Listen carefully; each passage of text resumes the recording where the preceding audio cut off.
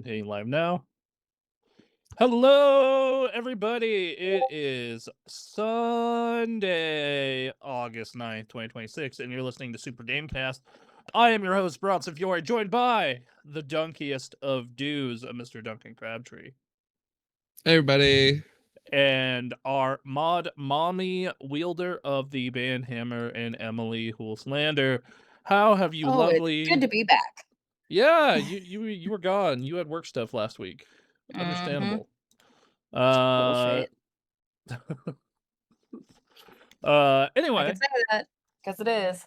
I I get that. They've definitely... I remember I commend you for staying in the service industries. It is a level of Yeah, patience that they're the literal people that make the world go. Like Duncan and I's jobs are fake as hell. They're fake as hell. You I know. spend much of my job not working. Like I don't spend much of my job not working, but it is like if you were to Thanos snap Duncan and I from the world, there would be nothing lost in terms of our That work wouldn't be much output. of an issue work-wise, yeah. I I've resorted to starting to use Reddit because I'm so bored at work, right? I Uh and welcome to what I the do club, brother. is I just hover my mouse next to the minimize button Mhm, because I know my boss, who sits right next to me, mhm. loves looking at my computer screen. And so anytime he moves or gets up, I hit minimize. And I do that maybe 4 hours a day. So Jesus. I mean, compared to back when I worked in the service industry, it's a bit easier. yeah, no, yes, even like relatively low impact service jobs, uh, compared to this fucking office shit. Like, granted, there's stuff in the office where it's just like, oh man, this is stressful, but I mean, yeah, not. aside from this, I did 1 month of shelf stocking Mm, as my very first job at a grocery store. And mhm. then I did 5 years. I ran a pizza place. They put me in charge within the first 3 months, and I just stayed that way. I God, I worked in a produce farm and warehouse store for 2 years, and then I was at GameStop for about 8 months. Hmm. Which that job was pretty sick. At like, legitimately, if I got more hours, I probably would have worked that job through the entirety of college. Like Yeah. it was pretty chill. Like, yeah, you'd get crazy people come in. Though I absolutely adored the Christmas season I worked there because I feel like I saved so many Christmases. Like And you go, I've no, don't get that shit game. Get the yes. good game. The story that always rings in my mind is like there's these two parents who are like very strict and very religious. Did not want violent, like M-rated, did not want realistic violence, and they were specifically shopping for the Wii, right? And I was like, God damn, okay, this is hard. But I still managed to get them like set the kids their kids Christmas set up with Smash Brothers Brawl, Metroid Prime 3, and like one other big Nintendo game. I tried to sell them on Sin and Punishment, but they were the title was too off-putting. So, Yeah. but they Hmm. I it was a lot better than the stuff they were looking at for sure. I was like, "Oh no, they'll love the Smash Brothers thing. It's multiplayer, all three of them can play." Like, yeah. So, That's good. That's good. You saved their life. I I feel like I was paying it forward because when I was really really young, I would have been like 6 years old. I asked for a Sega for Christmas, and I meant Oh a yeah. Genesis, but my parents didn't know better, and they thought it was a Saturn, a Sega Saturn. So my dad goes Christmas shopping, and he asked for a Sega Saturn, and the guy at the Walmart was like, "Yeah, that thing's not really good. Nintendo just put out this thing called the Nintendo 64, and check this out. And my dad bought the Nintendo 64 instead. So, Hmm. you know, Yeah, that's good. That's good. Yeah, that person did save you. yes, I could have You been were saved. I could have been a Sega Saturn person. Imagine how miserable I would have hated video games then. Yeah, I just that's true. Your entire life would have been completely shifted in direction. yeah, I know. Shout out to the Walmart clerk. That Nintendo 64. It may not be as good as a PS1, but god damn it. It was good as a child and had some damn good games on it. But yeah, no, Yeah, service industries are real rough. It's they're a uh rough time. what's not rough though is the video games I've been playing. And what have those games been, Bronson? Uh I played a shit ton of Marvel Tokon. Ah, Uh it came out Thursday night and I've played about 13 hours. Mind you, I have a job on 2 of those days and shit to do on Saturdays. So that's actually a lot of time for a 3-day period for me. And I've been committed to playing it at least 50% to 70%, depending on the day, on stick. I my muscle memory is gone. It went away. I was a big Street Fighter they 4 guy on destroyed. stick. They're destroying you now already.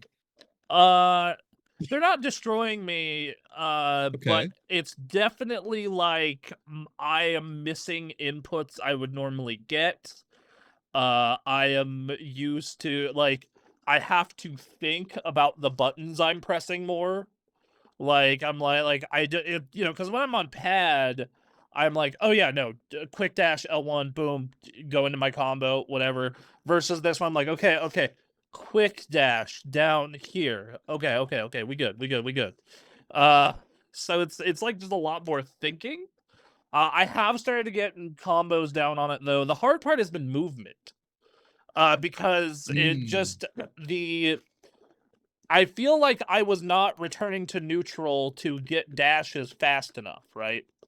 So, Ah. what I have done, and I was like, well, I did buy some parts for this to modify it if I wanted to, and that was a good call because I put a higher pound spring in this. Because the way these work is the weight the spring adjusts to is how fast it returns to neutral. Uh, Default, they give you a 2-pound spring on most sticks. I put a 4-pound Okay. spring in it, and that adds a lot of resistance to It's it. extra resistant. Okay. Yes, Alright. it's extra resistant. It goes back to neutral a lot faster. In my opinion, it feels better. This is probably because I'm an American and I grew up playing American arcade machines, which are a lot more resistant in terms of that. It's also part of why we have bat tops and not ball tops in America. So yeah. I wonder why our stuff is manufactured to be so much more resistant. That's interesting. Yeah, I'm not sure. I know that I actually prefer ball tops though. So I actually don't like the full version of either stick. So I have to Mm. modify it. But that's been good. I occasionally do. I will say Friday night I was getting real tilted at some of my missed inputs on stick, and at the very end of the night I'm like, okay, I need to feel better. So I fucking You bust grabbed. the controller out. I busted the controller out and I just melted this dude in a ranked match. Like, just this dude got an entire night of frustration taken out on him. Baby in the corner, just bad shit. That's funny. As for the game itself, it's super fun. I have 2 of my team members worked out so far. I really like Iron Man and Wolverine up front. Iron Man can be real fucking annoying for new players to deal with because you can zone people out forever, especially ones who aren't patient or don't block on wake up. And Yeah. also, he can fucking. So, pro tip for Iron Man players: his little repulsor beam, you could do that into the Unibeam into his level 1 super. Which means you can just fucking I played a Hulk last night before bed. who literally, like, I just, like, the last round of our set, I zoned him out the entire game. I just kept being just an absolute monster. Just like, oh, You you're get not you gonna get to get. hit the you don't get to play button. Yes. In a different way, though. This isn't the normal combo you do get to play button. This is the, oh, you gotta catch me. You gotta catch me. Uh, That's good. That's fun. it was pretty funny. Yeah, that game has had some problems with the launch, though. It runs a lot of Sony DRM on it. Anti-data Ah, mining software, because it's published by Sony. But yeah. so it has a lot of anti-DRM, a lot of DRM, a lot of anti-data mining, a lot of anti-cheat. So it will not run on Linux, and it requires like a pretty Unfortunate. hefty computer to run. Like a lot of people have been having issues with it. Mm. Some people have noticed it's because they're running other shit in the background, like Razer Cortex or shit that fucks with their RAM. Some people have noticed that if you're on Windows 10, it spazzes out too. That sounds really bad for a fighting game. Yes. Well, especially because what happens is you will play an online match and it syncs to the lowest frame rate, as you can imagine, which will be the person with the potato computer. So like I played a Ah, match that was basically in slow motion, even with rollback. It was entirely it was like, why the fuck are you like, like I wanted to go on to the Reddit and more Tokon forums and and start. ask, be like, why are they playing this game? Yeah, it's just like I wanted to start shaming people with bad computers. It was so frustrating. And it has caused an interesting thing where PlayStation players are actively turning off crossplay at the moment. And they're Hmm. having a great time. Like the PlayStation Right, players in because if they particular. turn off crossplay, there's still enough players right now that it doesn't really matter. You're not Yeah, going to run out of matches, and like, then you don't have to deal with, the shitter PC that decided I'm going to buy the game even though I have a 970. yeah, yes, exactly. And like, so the weird part is though is like this DRM stuff is making like even good computers or relatively modern computers have some trouble, and it's obviously not the game because the GPU load is not high. And not only is Mhm. the GPU load not high, the CPU load is high. And it's just like it's just all the DRM that's sitting on it. And it's That's fucked. crazy. That's just It crazy it, decision making. well, there's a lot of part about this that like it's just so apparent that Sony does not understand the FGC in a meaningful way, or they don't give a shit because It is both. yeah, because well, yes, Sony's current motto is "We do not give a shit." That's as we have seen over the past couple weeks of news stories, is "We do not give a shit" is the Sony motto. It's what they do. Not giving Um, a shit. yeah, like they do not care. It's but you know, because it's locked out in certain regions, which that's not like uncommon. Like if you want to play Tekken in certain countries, that has a similar issue. But it's still bad. And it made me realize that Street Fighter 6 is a good game. It is one of the best Mhm. fighting games around currently, and I think by the time it is done ever, I know a bunch of people who are lame are going to forever be saying Third Strike is the GOAT, which whatever. That's probably true. But this is a great game. It's gonna be like Street Fighter 4, where people remember it very fondly. But I do feel a Yeah. lot of the reason why it is the most popular game in the FGC is every other major game keeps fucking themselves. It's very much the Nintendo thing, where like Nintendo is not like the most ethical company in the world. They're more ethical. But the reason why they're in such a good position right now is they don't They're just actively. not shooting themselves in the face. Yeah, and just this is the similar thing to fighting games. Like it's Invincible Versus was just kind of forgotten and because it lacked content and just didn't have the money behind it. Avatar Yeah. launched really unfinished. It's a great game, but like it doesn't even have ranked play right now.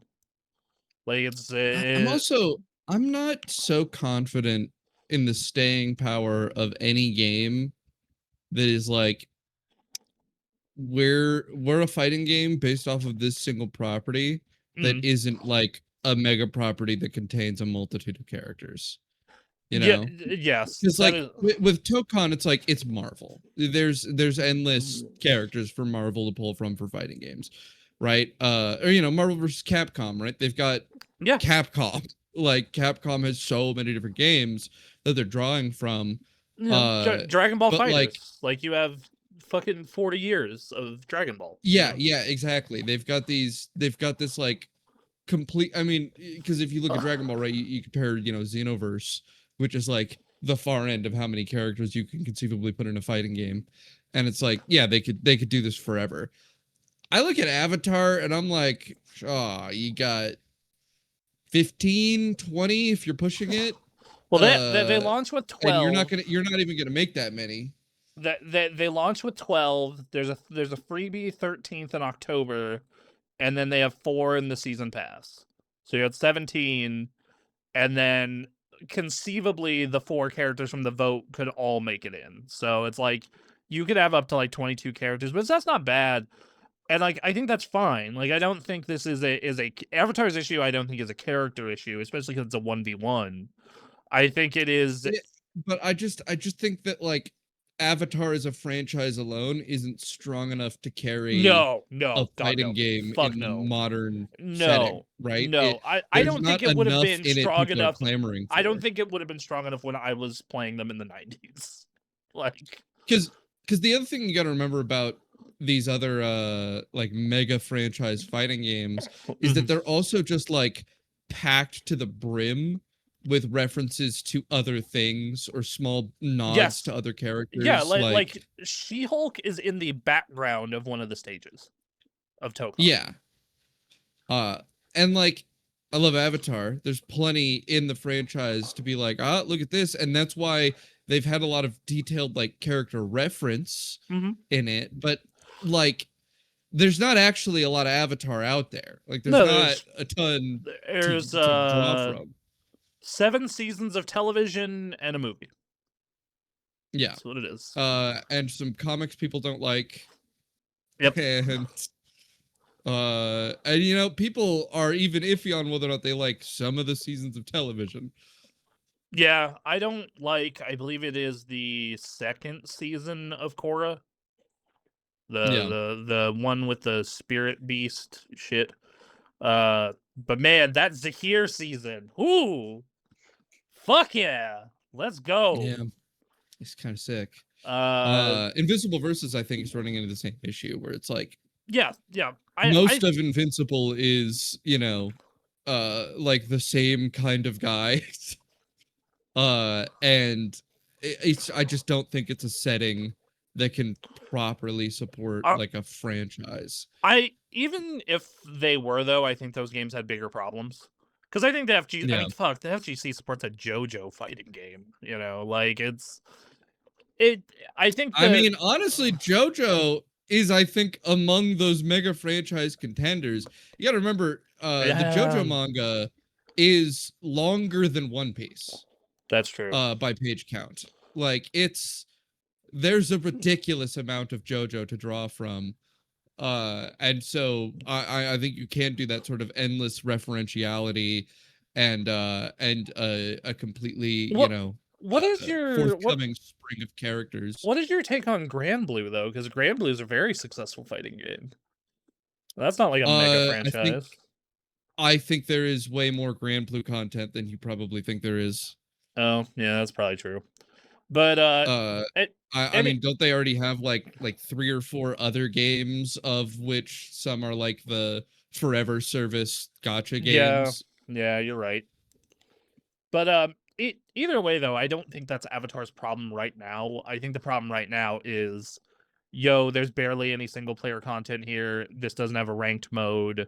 This is pretty, like, the roster will eventually be pretty big, but it's pretty thin right now.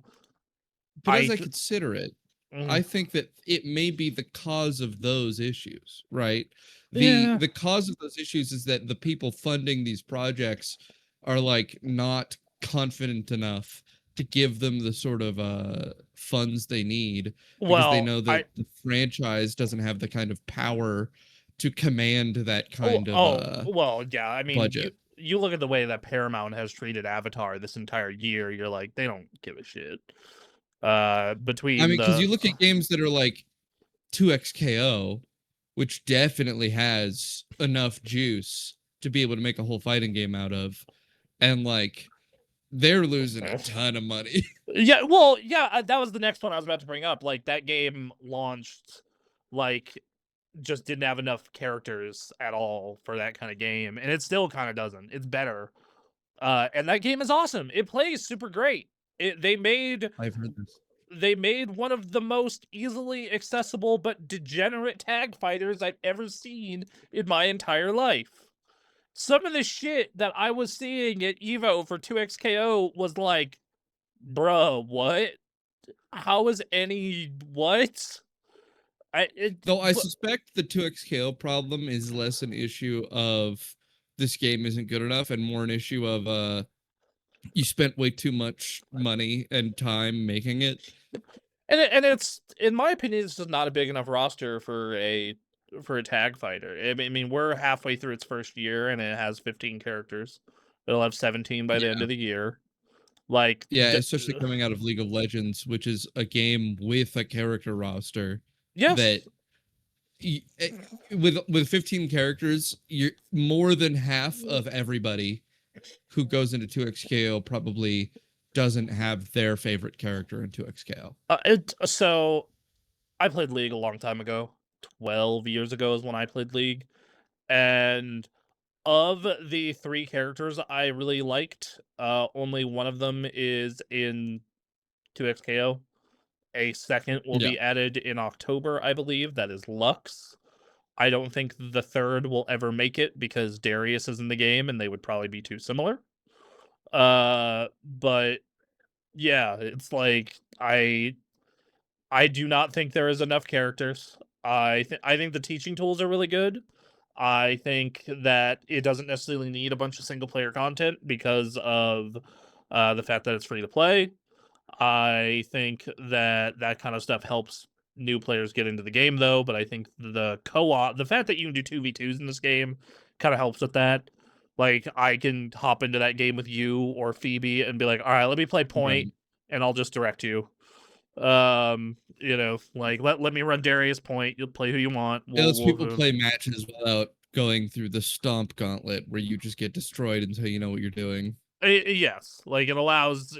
Granted, like you're gonna have to have a friend who is decent enough to do that, but still, like it's a night. Like they have a lot of good stuff here. It is just a matter. And man, some of the skins that come to 2XKO, like let me tell you, if that was my primary fighting game and not like a side fun thing I play from time to time, You'd be spending lots of money. I would be spending so much money on fucking skins in that game.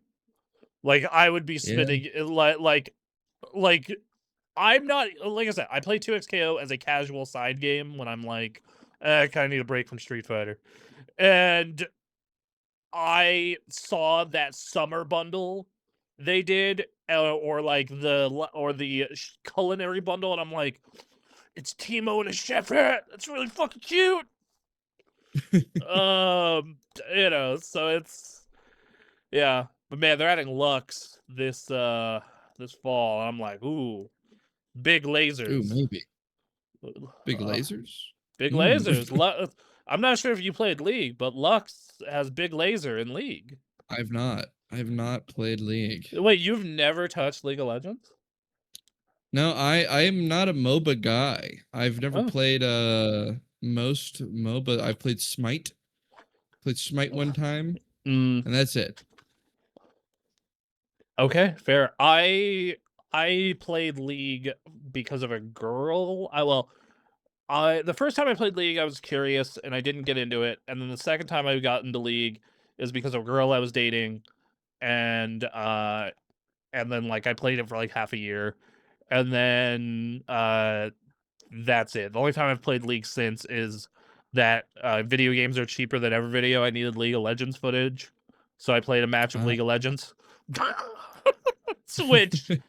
Which, like, felt kind of like when you fucking just, like, oh, I have to do this again? Oh, Christ. So I played a Oh, match. damn. Fuck. I played a match as Jinx, and it went fine. It was like, yep. All right, at least I didn't get berated. We're good. Yep. So There's always a chance. yes, always. But so there was a.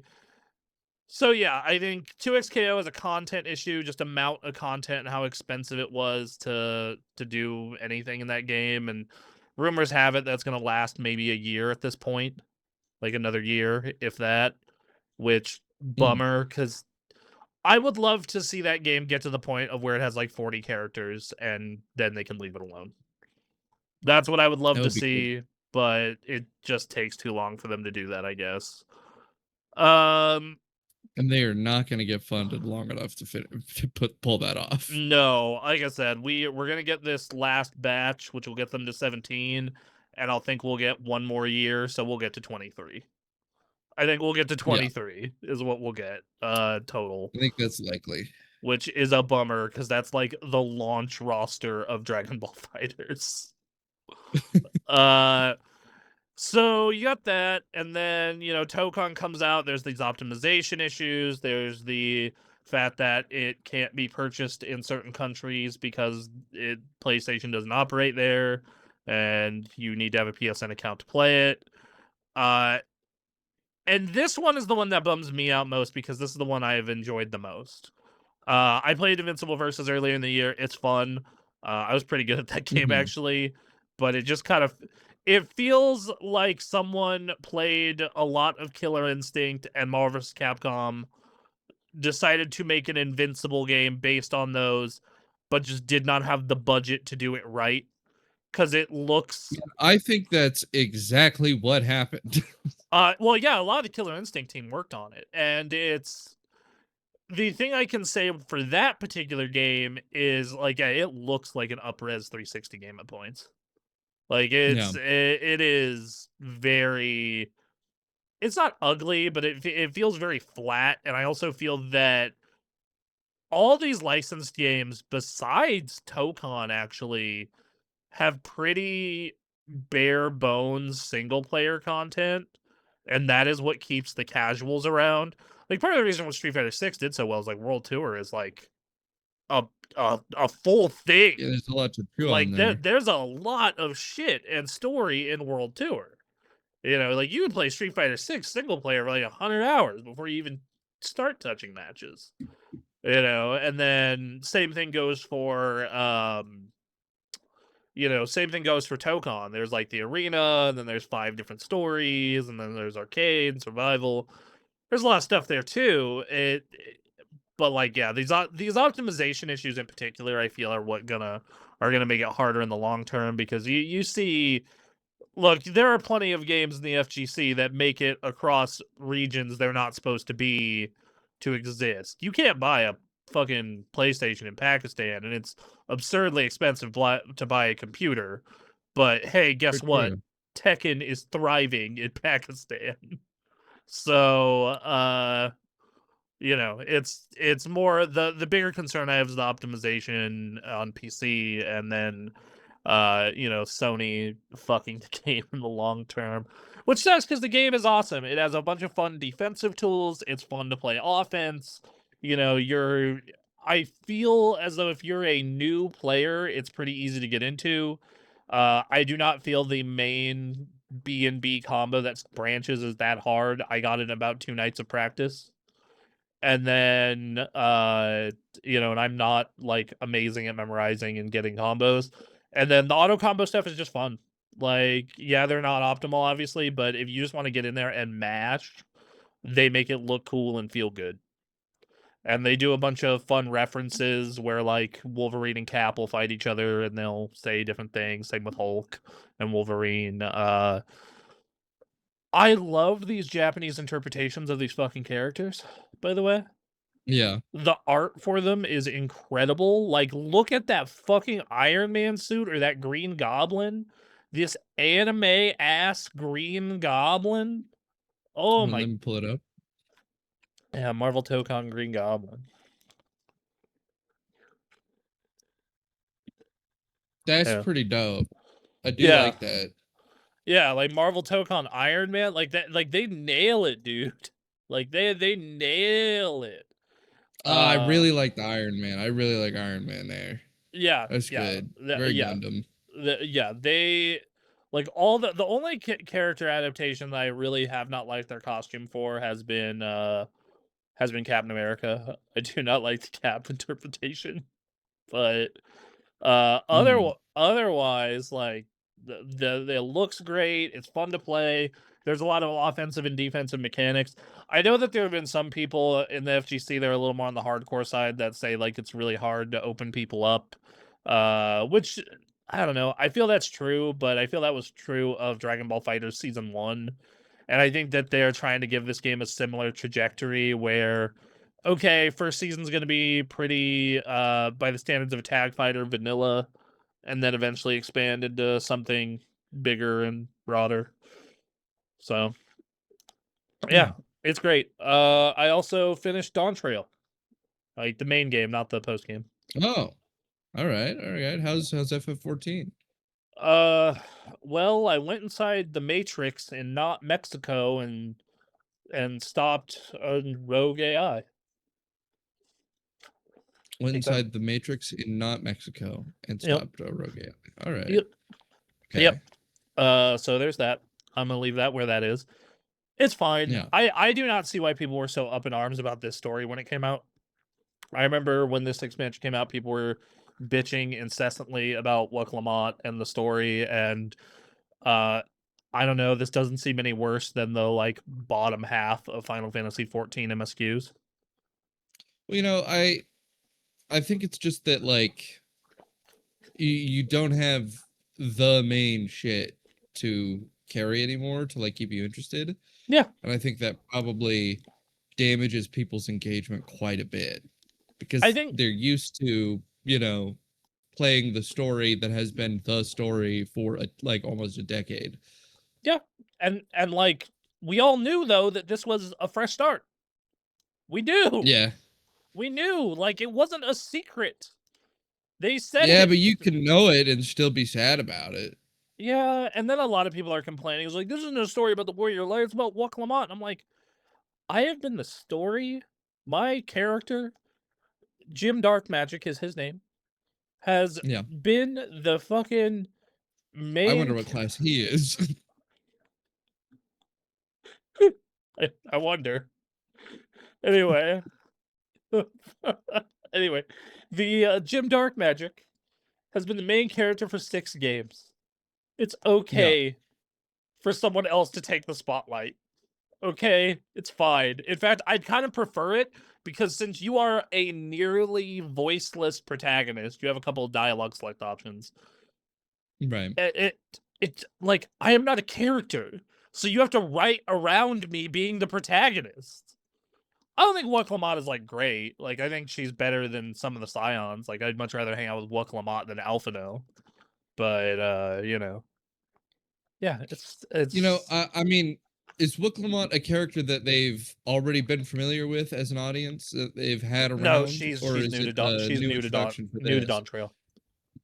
Yeah, everybody always gets mad when the story completely shifts to a series of characters they're not familiar with. They're playing the game for the characters they know. And if someone new comes in and it's suddenly new main character time, especially when you were the main character previously, Yeah. like you're playing for your story that you've been invested in, and a part of your investment has been that first person perspective. It's kind of what's drawn a lot of people. They're like, oh, I this is I need to see what comes for me next.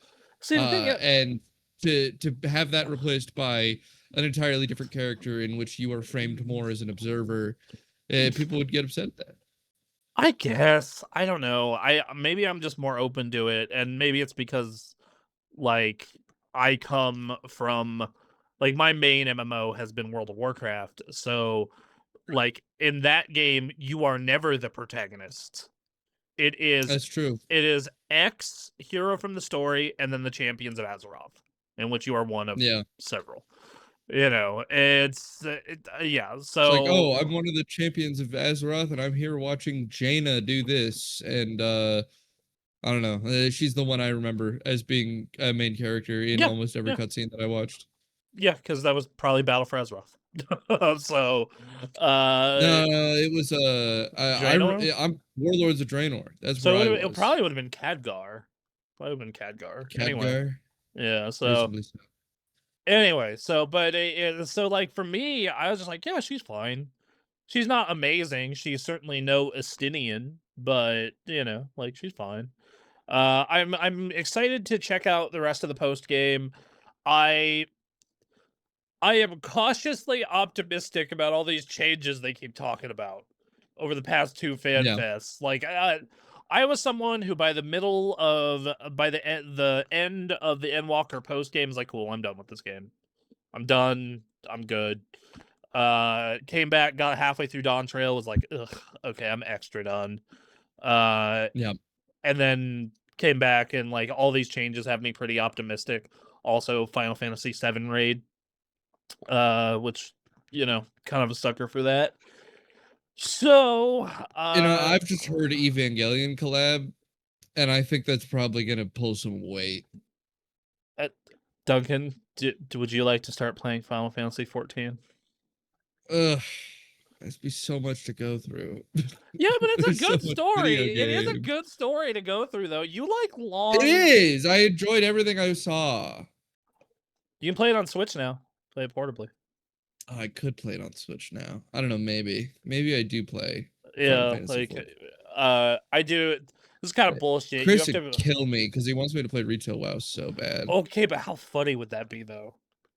It would be kind of funny. How funny would that be? It's just like, no, I'm playing 14.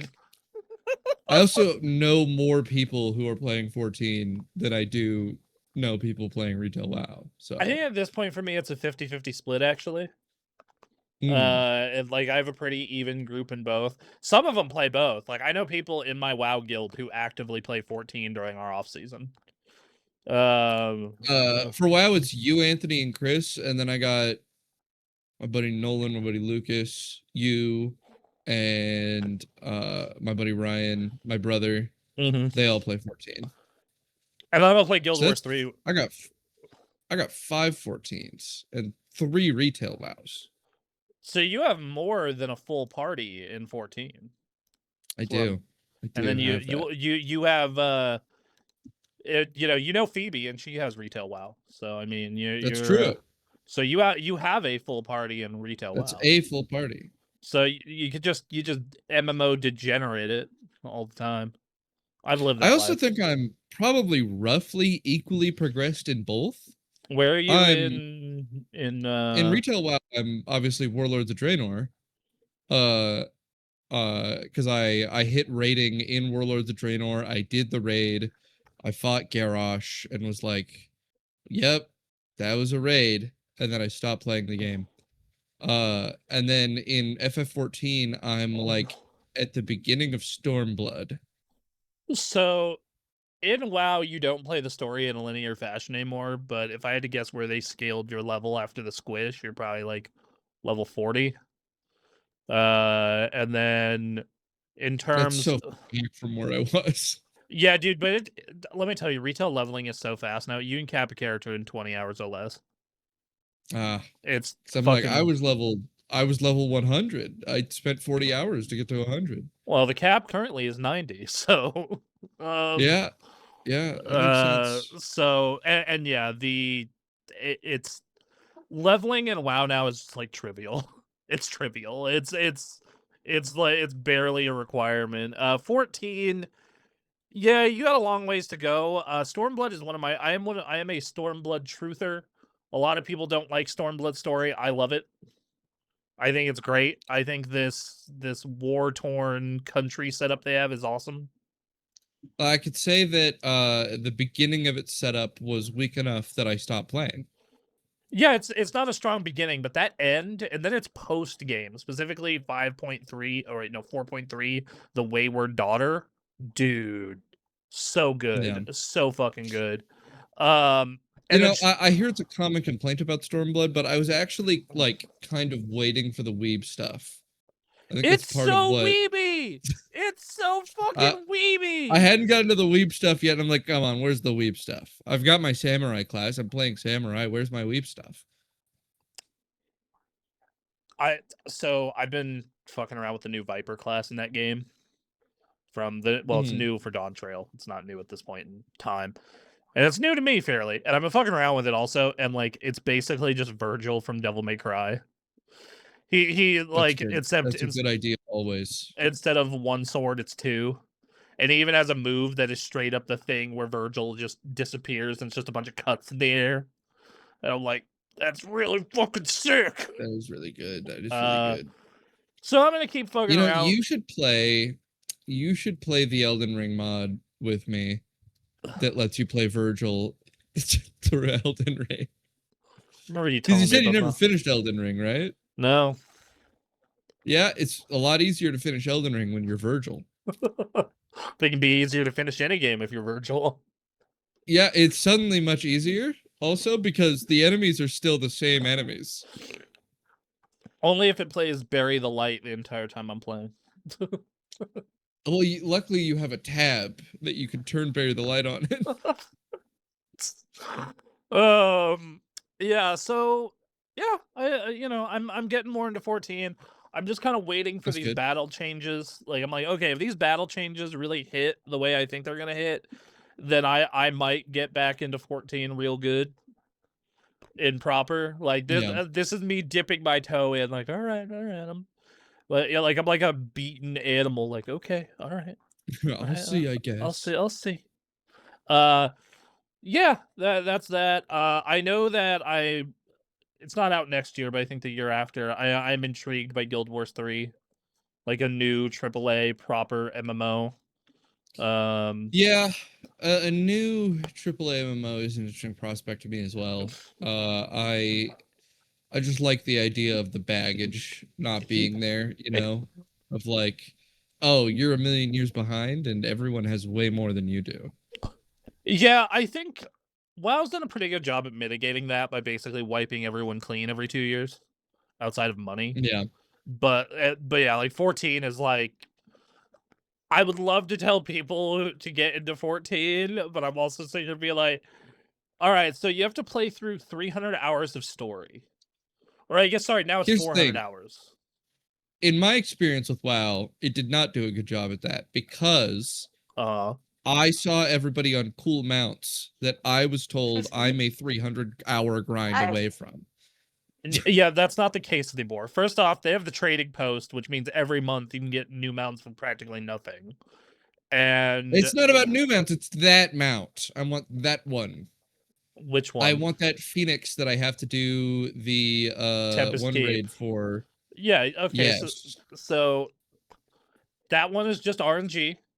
You could potentially get that in 2 minutes. That one's just an Yeah, RNG. and I was told that I'm like, yeah, it's RNG, but you can only do it once a week, and it's really low chance you get it. Yeah, so this is what you do. You cap one of every class. So, and then Oh, this sounds like a nightmarish process you're describing to me.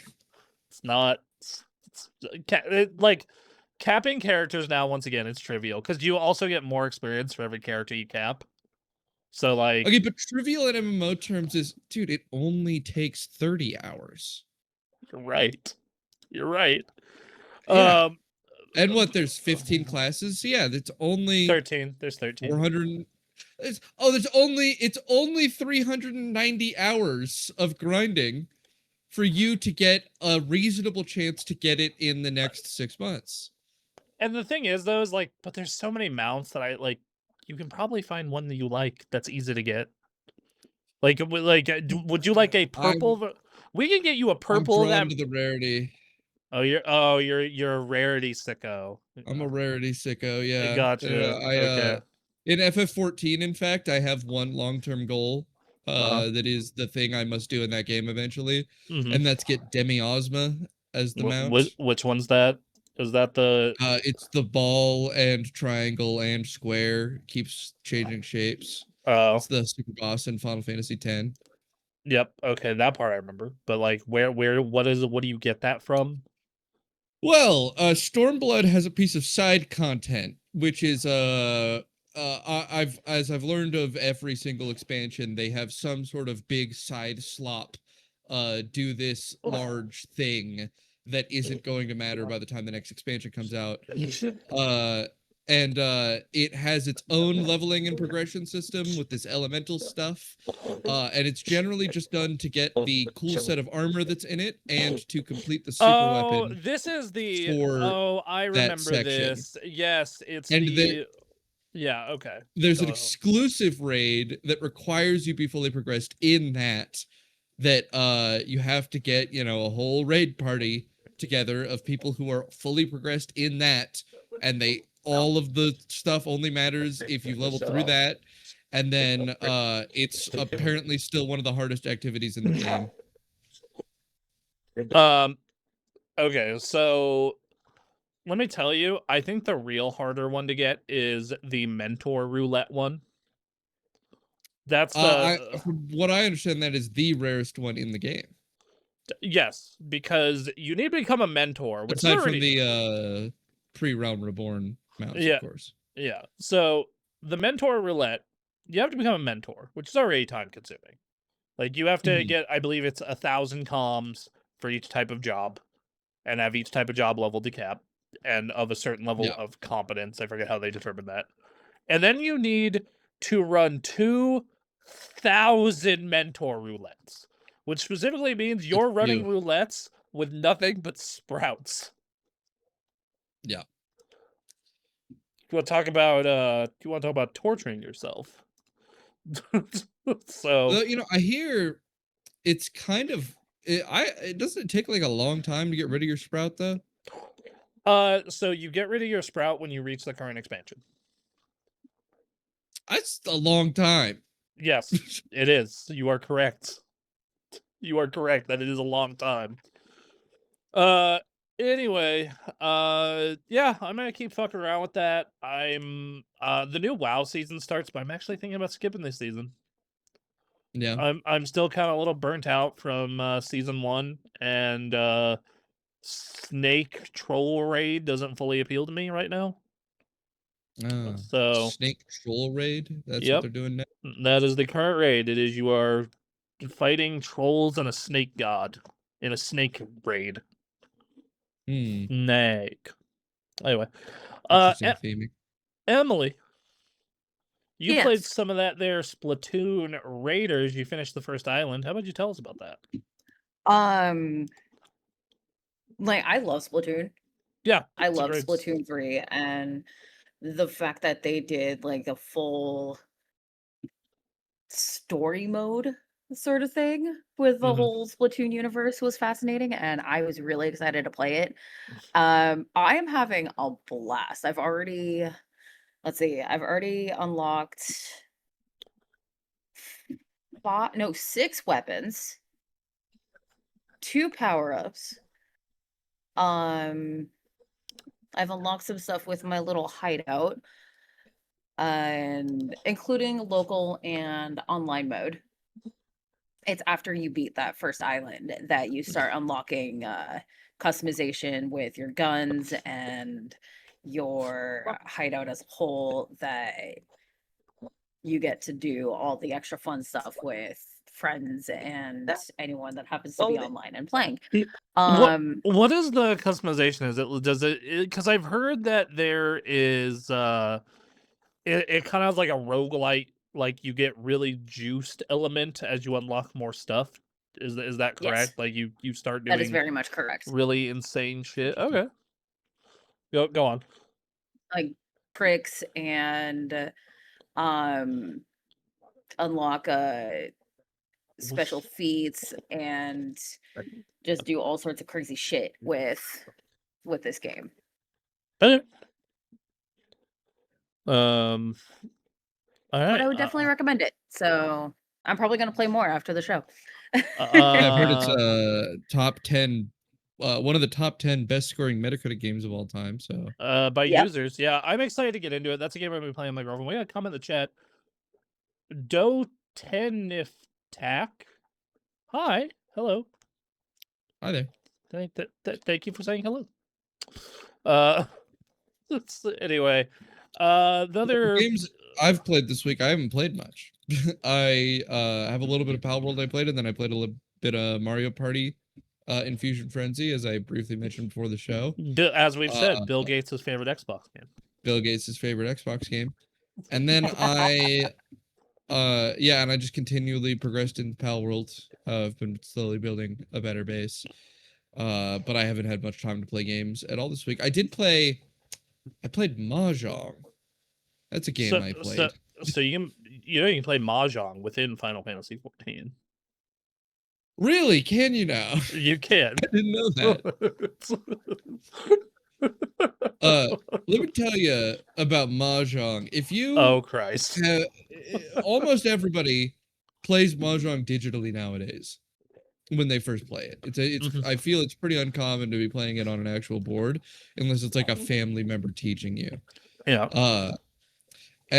So I had 4 people who don't know how to play Mahjong, myself Mhm. included, trying to play Mahjong on a physical board, and man, that's really confusing.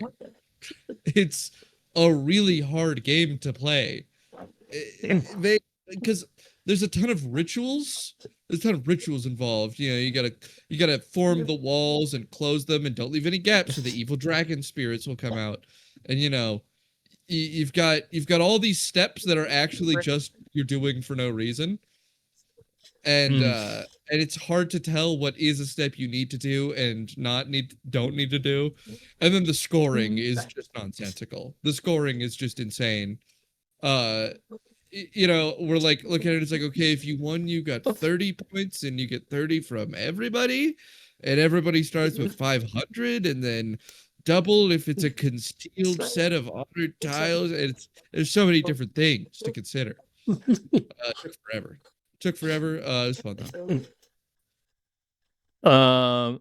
Just asking, enjoying like your podcast, but food chat. So like when we talked about food, or like the food conversations we used to have. Okay, I mean, we can do more of those. I hardly ever talk about food because I don't eat it like a normal person. Yeah. I enjoy talking with you specifically about food because I find it fascinating. I do have an interesting perspective on food. Yeah. That's true. Yes. Exactly. Yeah. But thank God, you. like I Thank went you. to sushi the other day and I tried like 4 things, and Did you, not a single thing at the sushi place I could eat. Okay, so I'm gonna be real. So I could probably take a guess at the kind of sushi you would enjoy. It would have to be a cooked Mhm. roll, and it would have to be Okay. something It's that not what I is. had. Yeah, no, I bet. You would have to have a cooked roll, so something fried. I think you could potentially eat like a tempura shrimp roll, like a God, I'm forgetting the name of it. It's not a double crunch, but something similar to a double crunch roll.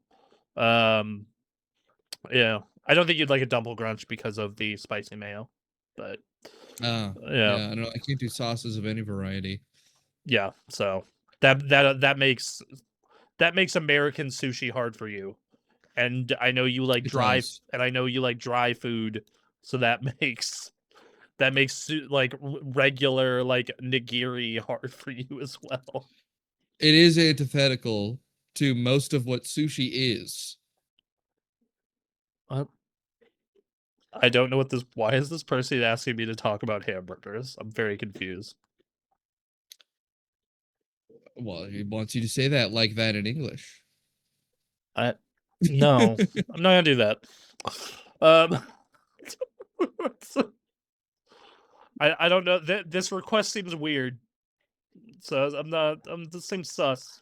What? That I love hamburger if you say that like that in English? Yeah, It's perfectly normal. I don't know what yeah. you're talking about. That's perfectly normal. You often get asked to say that. Often, frequently. All right, fair enough. Uh, anyway, no, I'm actually the bad in English. I just Bad in say my English, favorite. see? Oh, okay, okay, yes, got it. Bad. Unironically, in Japan, I did run into a conversation with a man who was insistent on telling me how much he loves cheeseburgers. Uh, I was at a McDonald's and a guy was trying to use his English on me. Uh-huh.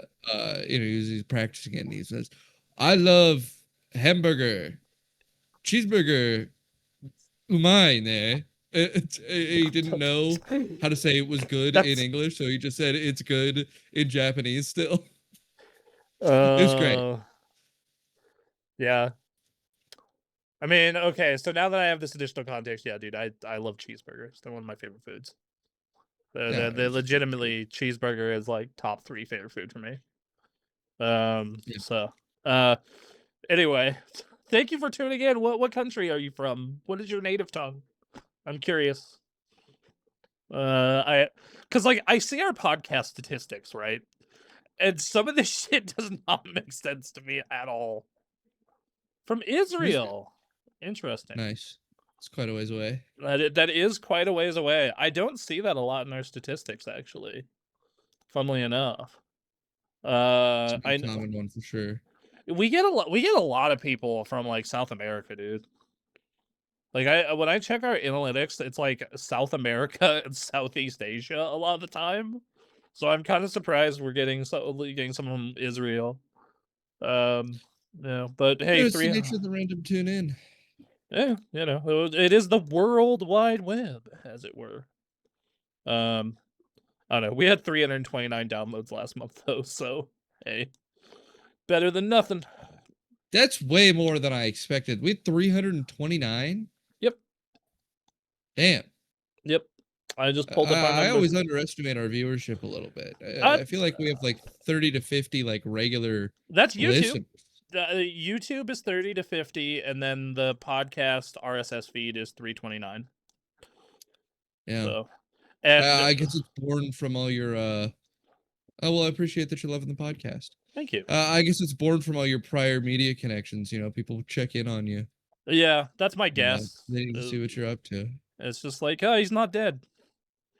Right. I actually one of my favorite moments was like a little bit after Anthony was working with us again. This dude who like watched all our shit at TG is like, "You guys are still doing stuff," and we're like, "Kinda." What gets me is when you tell me about other people you know in the space Uh-huh. that listen to our podcast because they keep up with what you're doing, and they consequentially have learned quite a bit about me, but I have no idea who they are. That's pretty good. I was like, yeah, there's a couple people out there that know a bunch about me now. I don't know who they are. I just pray that like let's see. Oh, and I just say that I'm loving the podcast. Well, thank you. Once again, thank you. Yeah, apparently 75% of the people who listen to this shit are on iPhone also. On That makes sense. It's a very common podcast listening medium. yeah, the number one cities for people listening to this are Seattle, Dallas, Durban, South Africa, Durban, South Africa. Shout out. and then Gank, Belgium. I know the Belgium one is because we have a hookup with Cart Bale, so him and his kind listen to us. So yeah, Ah. so it's some interesting insight into our analytics. Hi Israel, I guess. Thank you. Change the numbers. Anyway, hey. But our analytics aside, what's in the news? What's in the news this week? The Dust Bloods network test applicants can now check to see if they were selected. I checked. I'm in the Dust Bloods beta when it takes place on August 21st, 24th. Let's go. Yeah, so go there, go check your account website, go to the account, and you too can see if you have gotten into the Bloodborne multiplayer beta. I honestly didn't even think about it. and I did not apply. Rip. Would you like me Yeah, to record a quick look for you? I would love that. I would Okay. love you to record a quick look for me when you get the chance, Okay. as I am a FromSoft slut, and I do love It, everything they make. I have very mixed feelings about it. So, you know, but I can't remember the last time they made something and I didn't like it. I didn't like Sekiro. I liked Sekiro. I It's did crazy not. that you didn't like Sekiro. That's blaspheming. I did not care for Sekiro, man. I don't have to tell you. I mean, we talk about whatever we feel like talking Yeah, we about. kind This is of. mostly a game podcast, It's yes. mostly about video games, but we do get tangented off into other shit. So that's also two of us have ADHD. Actually, no. M, do you have ADHD? Are you an ADHD kid? I know you're an anxiety kid. I don't know, actually. Okay. Well, two of us for sure have ADHD. Possibly 3. Possibly, two of our brains are fucked. One may be fucked. So we're really easy to get tangented off, as you're seeing in practice right now. Yeah, What do you not like about Sekiro? I make me understand this position. You just didn't enjoy it at all? I feel like it might be I was just playing it wrong. Cause okay, so I started playing it and I started trying to play it as like a stealth game because they kind of gave me the option. And like, oh, this makes sense, Mm. ninja. But that was obviously not correct when I started getting to bosses and doing shit. Like, I am obviously not Yeah, no, it's doing this parry. right. And then I'm just not big parry guy. I am just not I parry also guy. have a really hard time with the parry. I think the aesthetic is incredible. I think Yeah, it looks great. like the setting is clearly well developed. I think that the enemies are interesting and that a lot of the boss encounters especially are incredibly cool looking. I also think it would have been even better if I finished the game. I wish I could finish the game, but my save file corrupted midway through me playing, and I was so mad at Genichiro on top of my save file corrupting that I never ended up finishing it. Yeah, that would tilt me real bad. Like if my like it's actually a big part of why I haven't finished Elden Ring, is I like played the PlayStation version, got really far, and then was just like, oh, I'll take a break, and then now I like have it on PC, and I'm like, but that means I have to start over. God damn it! I don't want to start You could over. start over as Virgil. God damn it! Stop. Speaking of, I finished the DMC anime. I'm not like playing games. I'm like a game creator. Oh, that's nice. What kind of games do That's you cool. make? Yeah. Anyway, Devs are always admirable. yeah, I love having devs in our chat. We haven't had that many devs, but when we do get them, nice to chat with. But anyway, When I made the video about Shansha games, I think there are 2 different Shansha game devs in the comments there that I had conversations with. And it really just evidenced to me how people were clattering for any attention to the subject. It's our most successful video now. So Yeah. yeah, you have followed up. We need a sequel. I do gotta follow it. I have more to say about Chinese game development. Mostly a There's Spider-Man more game in because it. you're a little brother. That's cool, man. That's really Nice. cool. But anyway, so this is proof of the ADHD, if anything. Yeah. Speaking of DMC though, because you did remind me of this, I did put this in the show notes. I just forgot to add it to the Yes, how docket. was that anime? Okay, so it's like someone in the it's someone of my generation, someone who would have been a teenager as the Devil May Cry games were coming out, or Yeah. preteen in case of the first game.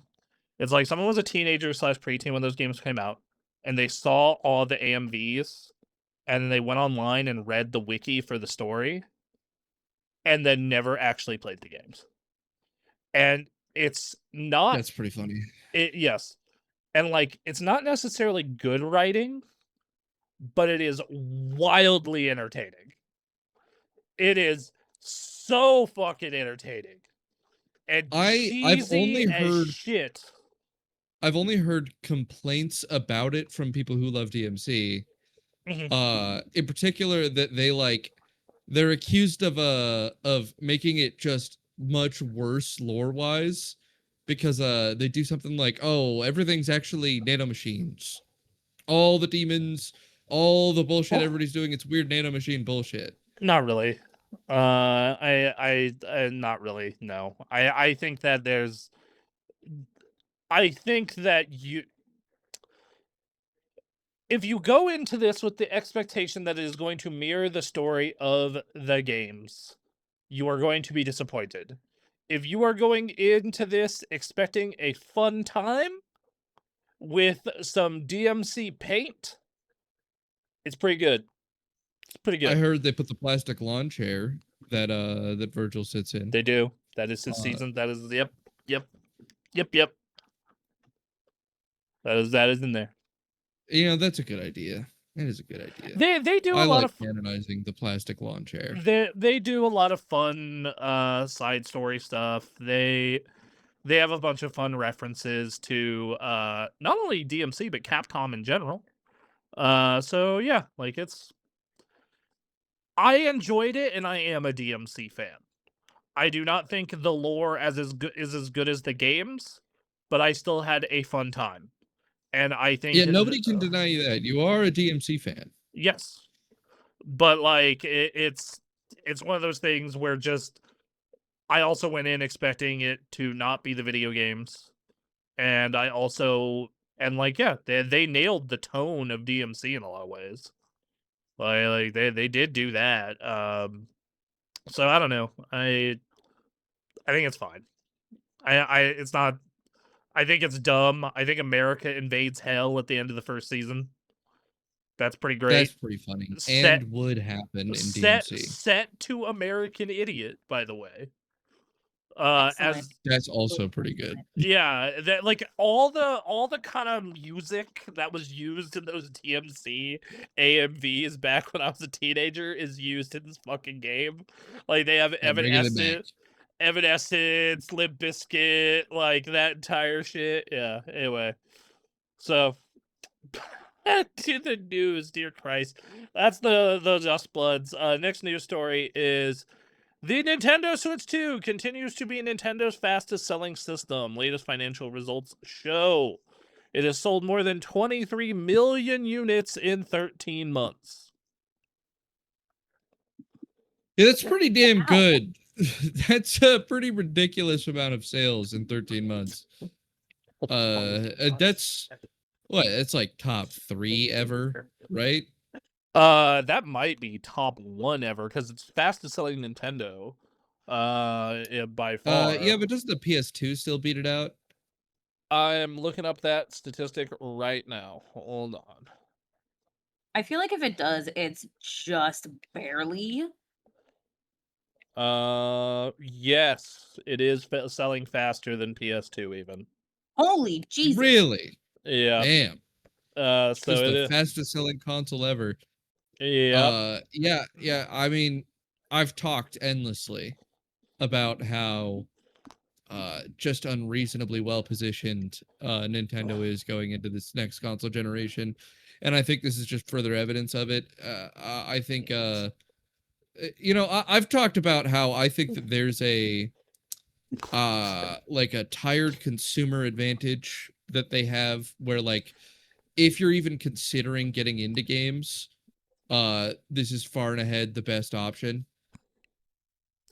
Like right now, I think. Yeah, When it comes to like price to affect, like you know, if you variability are is you're getting the most available to you for the cheapest price with a Nintendo console. if you are a new or lapsed consumer, this is the cheapest best option in my opinion. Like it is. Yeah. It's because a good computer will run you about $1,000. The lowest end PlayStation is $600. The lowest end Xbox is like $700. Yeah, it's a lot, dude. So this thing at $450, soon to be $500, but it comes with a game. is And pretty good. I'm not a fan. I'm not a fan of the idea of a Nintendo dominated future. Like, they are quite unfriendly to consumers in a bunch of ways.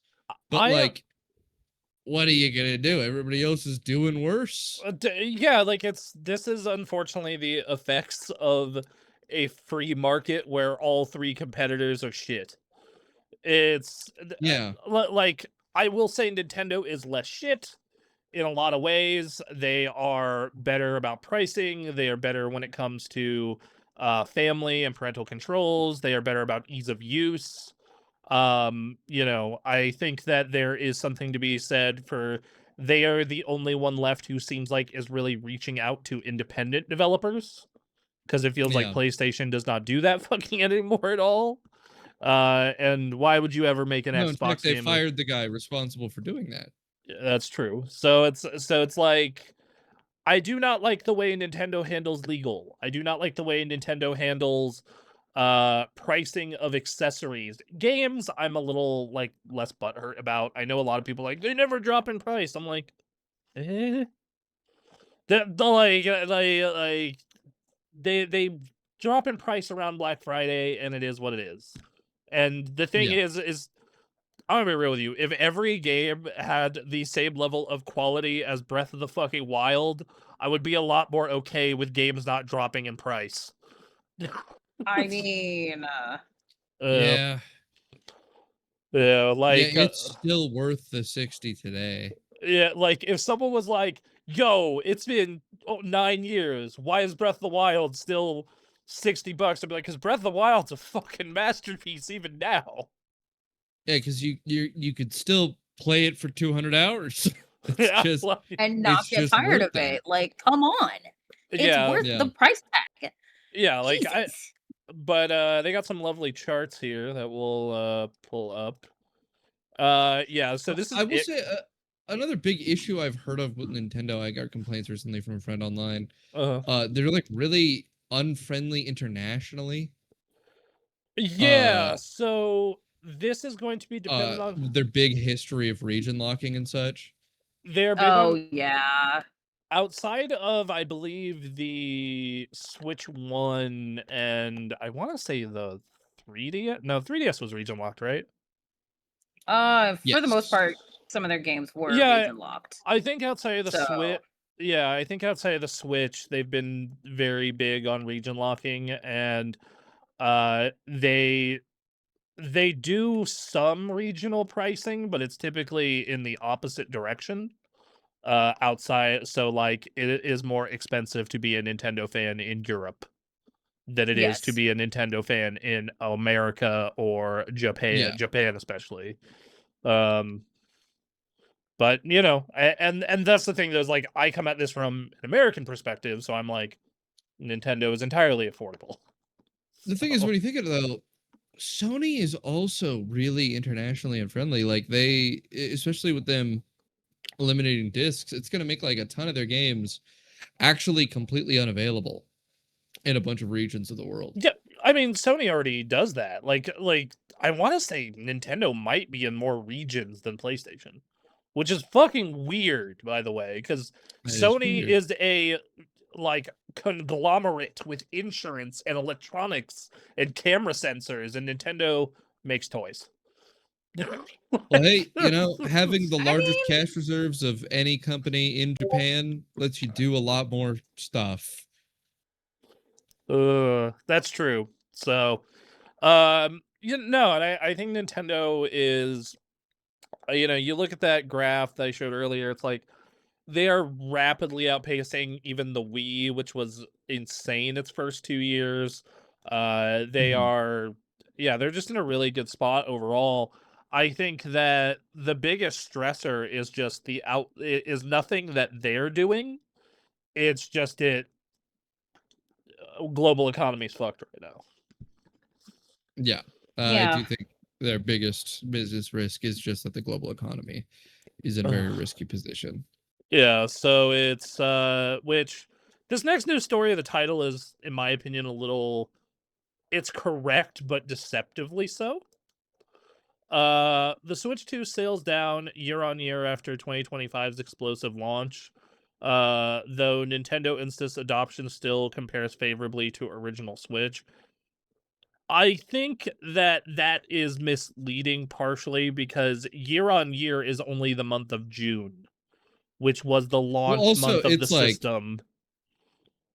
sales are down in among the worst possible economic conditions for sales to grow. So, like, obviously they're going to be down, which the story goes over. It's very expected for these numbers to be like this. Yeah. But also, it's like the sales have gone down from highest pace in all history to still near the highest pace in all history. And also, this is just comparing June to June because that's the only thing you can compare, which was the launch month, and launch months typically are crazy numbers. So, I Yeah. I do think it'll be harder as time goes on, especially right now because you got the price increase, and right now, just due to the economic conditions, not a lot of people are sitting here going like, "I want to blow $500 on a game console." They're going, "Man, groceries were $300, huh?" Yeah, the only people purchasing consoles right now are people that are like, I need a console for some reason. Yep. Right? They're excited enough about something that they're like, I need a console to be able to play something. Or they have a kid and they're like, I need something for that kid to play. And they just need any console right now, and the Switch is like their only viable option. Yeah. Either that or people who just or they view a lot of Nintendo properties as killer apps. Which is certainly what we were. Yeah. I saw that first year lineup and I was like, I'm excited for Metroid. I'm excited for Donkey Kong and Mario Kart. I know I'm going to want to play Nintendo games anyway. Fuck yeah, let's get this at launch. Well, as we all know, consoles are now an appreciating asset because they only go up in price. So really, you should be getting them at launch, is what you're saying. And I know I'm Yes. gonna be playing Pokemon. So that's exactly where I was at. I was like, I know I'm gonna want to play Metroid. Fuck it, let's get this thing now, baby. Yeah. I'm still pissed that we should. I am still pissed that Best Buy's midnight launch was lame compared to everything I heard at a GameStop. I was like, are you fucking serious? I mean, that whole thing was ruined for me by the fact that I had to like keep my eyes out watching for my boss to show up. I think what, and then you and I got screwed on the Pro Controller. Yeah, we did. You and I had to go. They gave us Switch 1 Pro controllers. We had to go return them and replace them with the new ones. God damn it! Such a pain in Oh, the that's ass. right. Oh Oh, God, that's that a was pain in the ass. yeah. That was Yeah. It was a good experience though. I really loved that Friday It was though. good otherwise. Like Yeah. because I got my system through Walmart. Like they got the system to me at 6 in the morning, and I was 2. also I was surprised how many people I ran into in that line. Yeah, same. Like I ran like I got like some dude I used to know it like from the con scene. Like I ran it, I was like, oh, that's weird. You know. But Yeah, I ran into a guy I knew from some parties and a former coworker, and I was like, oh, and then they both saw me at the same time, while I was walking out with you, and so they both approached it. Then they were like, oh, another person's talking to him. yeah, no, it was a good Yeah. time. And then yeah, I loved what Walmart did where because my pre-order was through Walmart and it showed up with a bunch of free goodies. Like it came with like Coke and Pringles and other stuff, It is which pretty cool. arrived at 6 in the morning too. So like was just sitting on my porch for an hour before I woke up for work. Yeah. But as Speaking remiss as I am to praise Nintendo, so I think it's doing fine, and I think its sales are going from oh no, most incredible sales ever to oh no, still most incredible sales ever, but lower number. yeah, Yeah. they're in good position. It's you know, there is a real art in business in the 2020s where it's just man, if you can get a lot of goodwill if you just put out a good product and don't be entirely a piece of shit. Nah, sorry, can't manage it. I'm too busy being a piece of shit and putting out horrible products. Yeah, like just or putting out good products and being a piece of shit. You know, like, uh.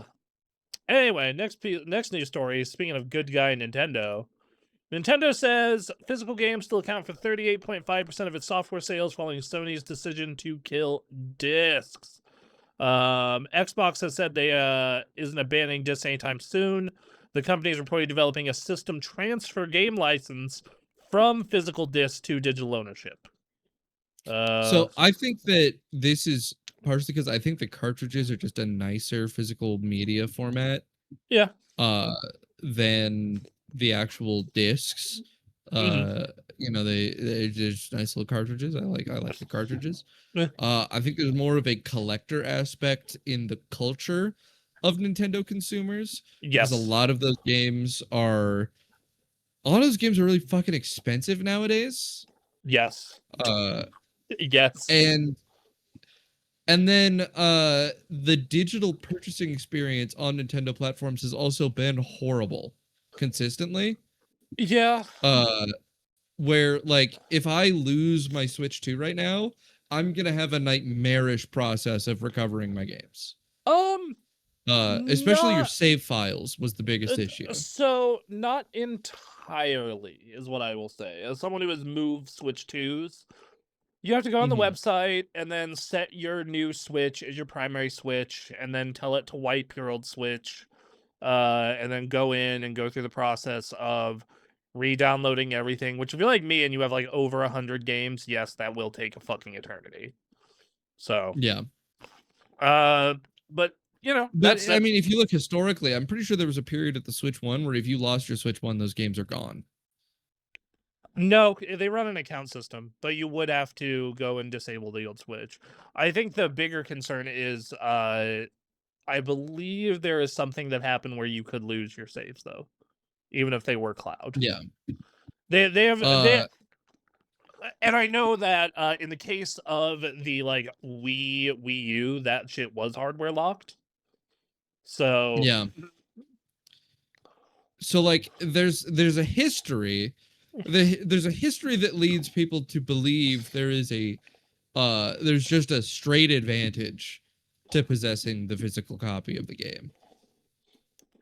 And I don't disagree. I think that Nintendo's whole process is kind of annoying yeah, with recovering your games, because the fact of the matter is on my Xbox, I can just sign into another Xbox and download the game. yeah, and you can do that on a Switch. It's just not a historical thing because I've done it. I have moved from a Switch to a Switch OLED. Yeah, but don't they require that you like be like, oh, I have the this is now my home Switch thing, and then you do all this Yeah, stuff and yeah, like, yeah. You have to set it as a home Switch. Like you have to go into no, the I settings. don't have to do that on Xbox. I visit my brother, I download Destiny 2, and then I just play it. Yeah, and I think that is a better system, but it's like, yeah, it's fucking annoying, but it's not like the end of the world. I do Yeah. think that they could make it better. For me, the big reason I went digital on Nintendo is because of my experiences with the 3DS. The Yeah. 3DS was an era of my life when I was traveling a lot, and Right. boy howdy, you want to know what sucks? Losing your Mario Kart cartridge 3 times and buying Mario Kart 3 times. Yeah, that's not ideal. Rough. So, I ended up just like when the Switch 1 came out, I bought a single cartridge and then proceeded to go all digital on Switch 1. So, yeah, but I do think that there is a big culture amongst Nintendo fans of digital A physical purchase. or physical. Yeah, sorry. They like the box, they like the art, they like the experience. It's a big thing where like I'm sure you'll notice on Fangamer or other websites that when indie games get a like limited edition, it's almost always the Switch 2 is the first one to get it. Yeah. Or the Switch 1. So that's kind of the Well, and you it's just because of the higher consumption rates of physical media on that Switch, too. as evidenced by the story saying that. I mean, it's more than triple physical consumption rate on the Switch compared to Sony and Microsoft platforms. And I actually do kind of love the Switch boxes. They look real sleek. Yeah, well, and just the- having the cartridge is nice. yeah, I almost wish there was an alternate timeline where I went all digital on PlayStation and all physical on Switch, because Yeah, I think having because like now that PlayStation's going all digital, I'm like almost bitter, and I just want to box it up and throw it in the closet outside of what I'm actively playing and tell them to go fuck themselves. Uh, right. that's obviously not what I'm doing, but uh, I do see a potential future where I am shedding as much PlayStation as I feel like is good right now, is the way I guess I would put it. I think PlayStation, I'm kind of bitter. I'm kind of Yeah. bitter at the way they've handled this whole generation between killing studios and like, because PlayStation and PlayStation 1, 2, 3, and mostly 4, they had a very diverse catalog of games I could only play on PlayStation with affordable hardware, and were very pro consumer outside of a brief period during the PS3 era. And it very much feels like the PS5 has been Sony very explicitly telling me, a longtime PlayStation owner, to go fuck myself. Uh It is what it feels like, as somebody who's enjoyed Sony's single player games, their indie initiatives, they're being very pro backwards compatibility. It very much feels like, especially after year 2 or 3, like 2024, 2025, 26, PlayStation is very specifically telling me to just go fuck myself. And I'm like, Yeah. okay, I'm fine with that. Like, I'll leave. Peace. And they certainly aren't making an attractive prospect for someone like me who does not Who have has a no PS5. history? Like, yeah, like no history really, right? Like, I don't think you've invested too much in I have PlayStation. the Destiny 1 edition PS4, Mm. and I have Bloodborne and Yakuza 1, 2, and 3 on it. And those are the only games I've played on PlayStation ever. Yeah, so for I you think it's yeah. extra, like, just who cares? Yeah. Um so speaking of this all digital future though, it seems like Capcom says this won't have a significant impact on sales, which makes sense because they've had a lot of news stories come out that around 90% of their sales are digital. Yeah. So I that mean, that I think studios aren't really kind of they don't have much to be worried about because like player loyalties kind of will continue to exist regardless of whether or not they're buying via physical or digital. It's really about whether or not those players are like actually fully removed from the market, and just realistically gamers have zero spine. They're not quitting playing video games over this. I feel like every time I need to start setting up like a macro button for stream. So For anytime we gamers have zero spine. like for no, whenever we mention that story, or the gamers had not having a spine thing, I just want to pull up the image of the Modern Warfare 2 Steam group. Right, the Modern Warfare 2 Steam group.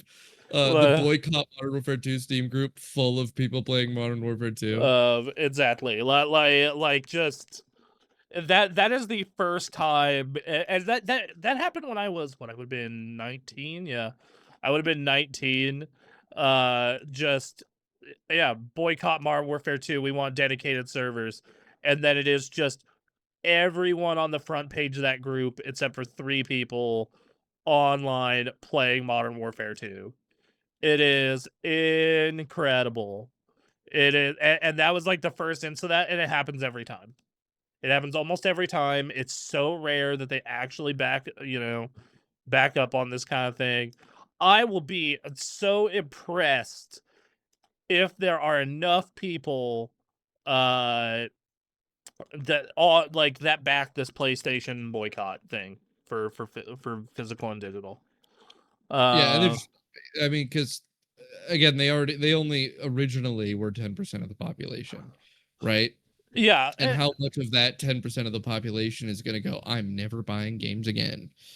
or I'm going to go to PC, an all digital platform, or I am going to go to a higher or a lower fidelity system like the Switch to get my physical Yeah. games. Well, and you go on, you go on still though on their goddamn YouTube. It's every single thing is disc. But this feels like a more extreme version of when Nintendo announced $80 games and a $450 console. When everyone was screaming, drop the price on like every video. Granted, this has lasted a lot fucking longer and people seem a lot more mad. But even then, And yet, the Switch came out, and it's the best-selling console of all time at its yeah, Just current state. saying. yeah. So it's like I personally am going to buy PlayStation games only physically at this moment. Like that's what I'm gonna do. It's just like I'm getting Wolverine physical. I'm gonna So you're be a wall and sort of consumer right now. You're gonna buy digital games when they're only digital games. You yeah, buy some digital games now. yeah. I mean anything I play on PC you have to. But for Yeah. PlayStation, I'm going to get what I can physical, and if not, it is what it is.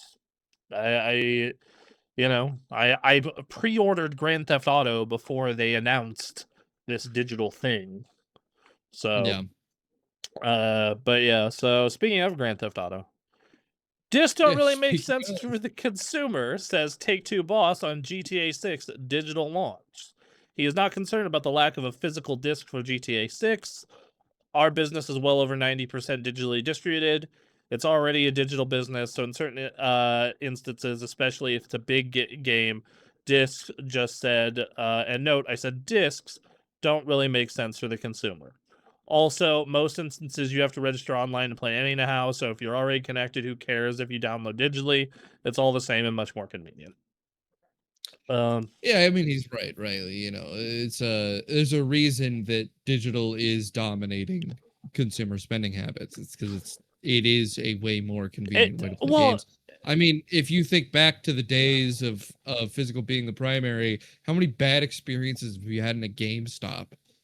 Right? did I Like tell the did I tell that Mhm. story on the podcast of my Mass Effect experience in the GameStop? Not that I know of. Oh, okay. Dear Christ. Day Mass Effect 3 comes out. I didn't pre-order it because I just don't I didn't pre-order games back then. But I'm like, Right. I'm in the mall to pick up some stuff for like class or whatever. I forgot what I was there. I was in the mall to pick up something. I was like, oh, I'll go pick up Mass Effect 3 while I'm here. Massive line out the door. I wait in the line. One of the guys that was in the line was just trading in like a PS2 and like 80 games, which I'm like, cool dog. I'm glad you got Oh, 50. that's wish. No, I'm that's horrible because it's like everyone's in line for this one thing, and he's like, "Can I hold up the line? Yes. I have 80 games to turn in." I did that once on accident. It wasn't I was trading in a game. It was like I wanted a game that was not the big launch. Like They're I, like, "Fuck, we're not prepared for anyone asking anything but for this one game." yeah, like everyone was there for Skyrim and I was there for the Metal Gear Solid HD collection because they launched on the same day. Ah, And like that I didn't know like those launched on the same day. what? Yeah, I they didn't came out know this that they launched yeah. at the same time. Yep, and I was there I was not there for Skyrim. Anthony gets his copy of Skyrim. I walk forward and I'm just like, I'm actually here for the Metal Gear Solid HD collection on the PS3. And there's like, shit is basically what the look they give me. And they go look for it and have someone else and then they can't find it. So they have to pull another person off the register to help them find it. So now there's only one dude running a register for an entire like line out the door Skyrim line. It was really funny. But anyway, back to the Mass Effect Incredible. story. So I wait through this giant line, and right as I'm like 2 spots away from the front, dude gets on top of the counter and says, "If you are here for the 360 version of Mass Effect, I am sorry, we are all out." And I say, and I look at him, I'm like, dude, I've been waiting here for like 20 minutes. Are you serious? He's like, and the man straight up hits me with, "You should have pre-ordered." And I'm just Wow. like, Yikes. wow. What a Fuck dick. yeah. So I just kind of shrug and leave and go to Best Buy across the street. And oh boy, howdy, you know what they had? An entire fucking wall of 360 Mass Effect 3s. Just went Yeah. up, grabbed one, paid for it, and left. Fuck you, GameStop, very much. Yeah, I think most modern consumers' experience with purchasing physical media is purchasing their consoles. Yeah. And that's like a near universally I- negative experience in this last generation. It's none of them are available Co- anywhere and being purchased by scalpers, and the best place to get it is weirdly Bed Bath and Beyond. COVID made that really hard. I will say I did not have problem getting PS5s though. Apparently somewhere in Sony's account algorithm, I am apparently flagged as someone who will spend a lot of money with them because I got my PlayStation 5 So email they that made I was sure. yeah, they knew, and they did it to me multiple times throughout the COVID hard to get a PS5 period, which I found to be hilarious. Like I was like, man, I guess I'm lucky. So I got Like my maybe he'll buy another one. and I did. I bought one every time they offered one because I had friends who wanted ones. Yep. So I was just like, like I would call I people. was like following people on Twitter that were like doing tracking of like release locations of Mhm. Xboxes. I was going through the whole process. I got my Xbox in a weird way. So I Yeah. got the Xbox Series X like about a month and a half after launch. I was browsing around looking for one, and I saw a dude on Facebook Marketplace was selling one for like only like $50 to $100 above MSRP. It was like $50 above. Yeah, it was $50 above MSRP, and I was like, "All right, dude." I'm like, "Yeah, I want it, but what's the deal? Why are you selling it for so low?" And he's like, "Oh, I got it as a Christmas gift, and I really don't have time for it because I'm mostly working all the time. So it's only been used like once." So I was busy working at the time, funnily enough, because it was like I was at my old job that was really stressful. So I sent my friend Stephanie out to go out to a Home Depot parking lot to do the exchange and hope she didn't get stabbed. She didn't, and I got it and I looked into it and it was fine. It worked perfectly. Or at least hope she gets stabbed in your stead. Yeah, exactly. If Take the someone's getting stabbed. take the stab wound and my $500.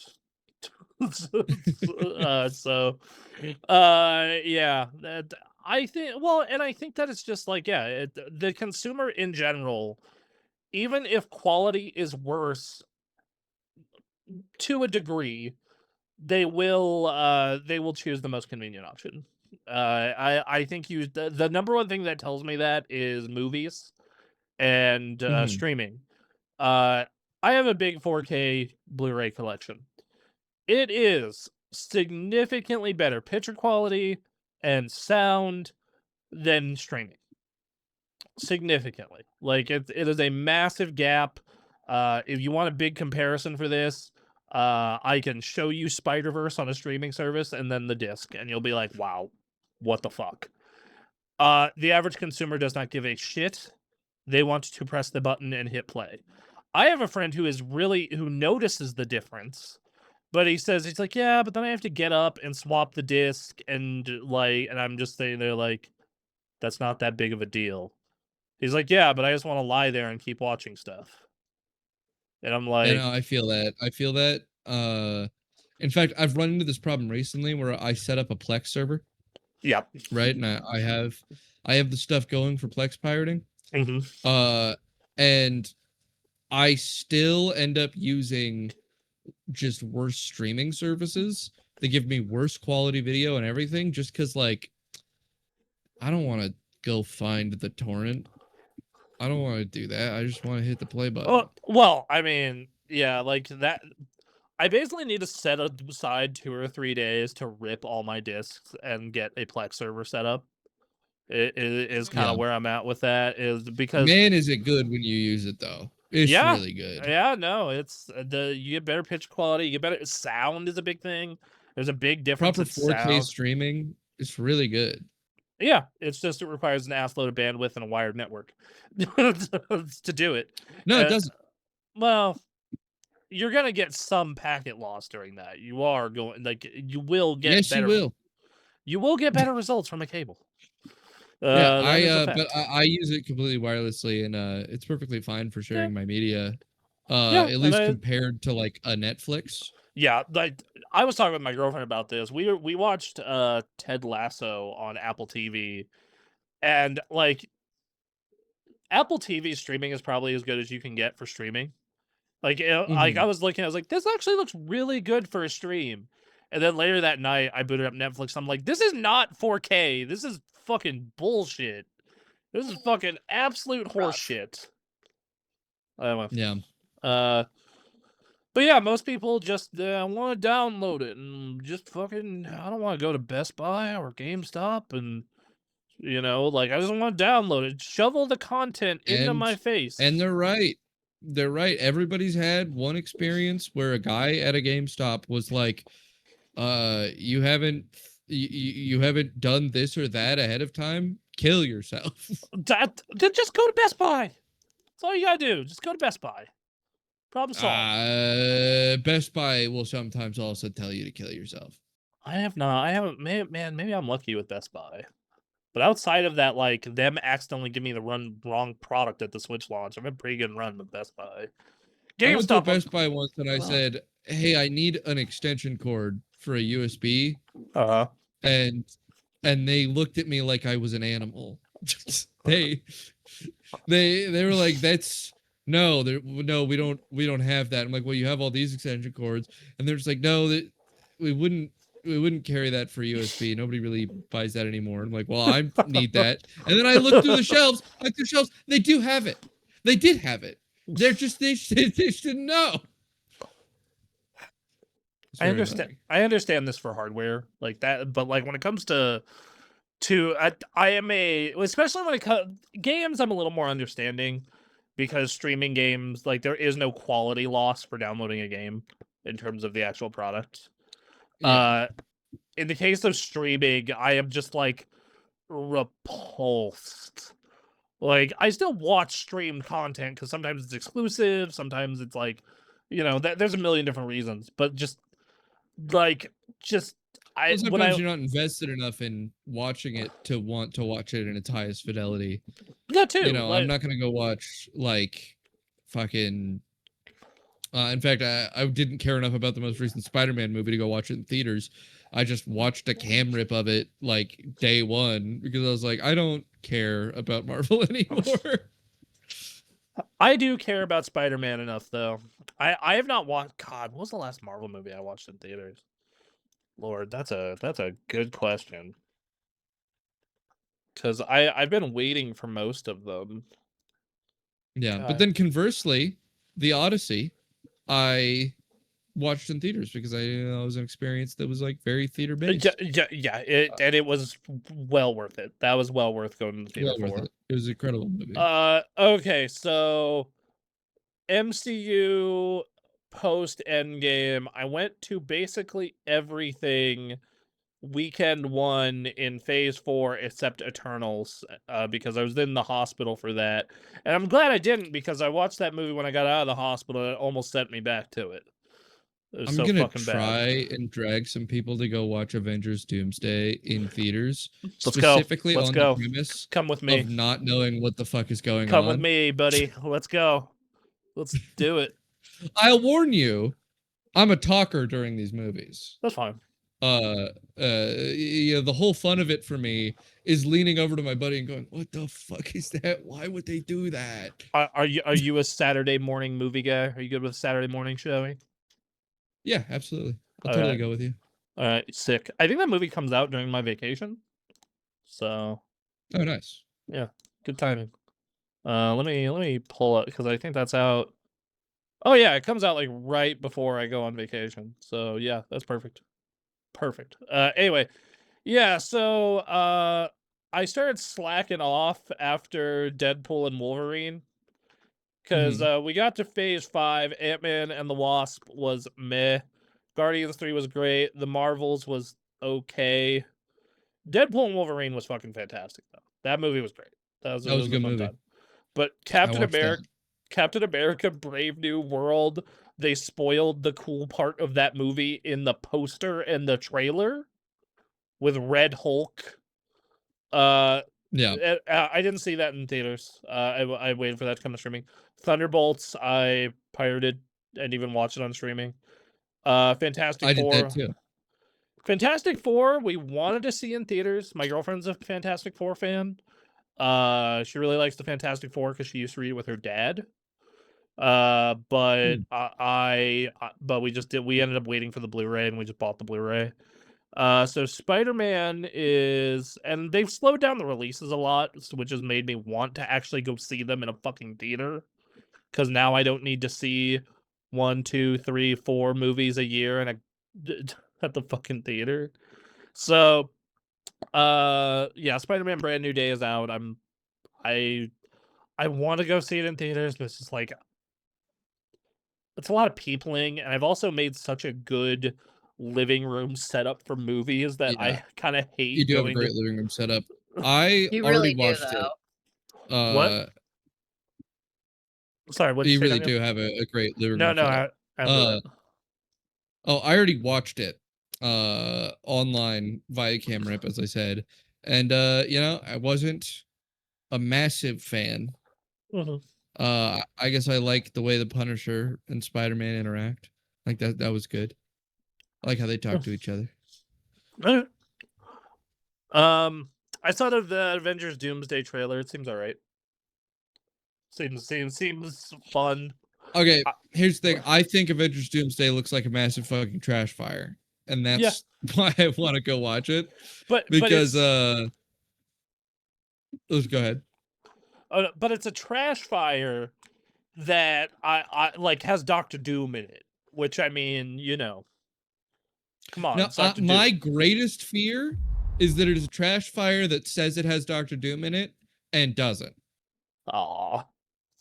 Right? Because But they're doing there is a very Secret Wars reasonable next. They chance. have to have him. They have to have the real deal. There is right? a very reasonable chance that they say this is Doctor Doom and it is actually just Iron Man. It's just variant Tony Stark. Is that your Yeah. guess?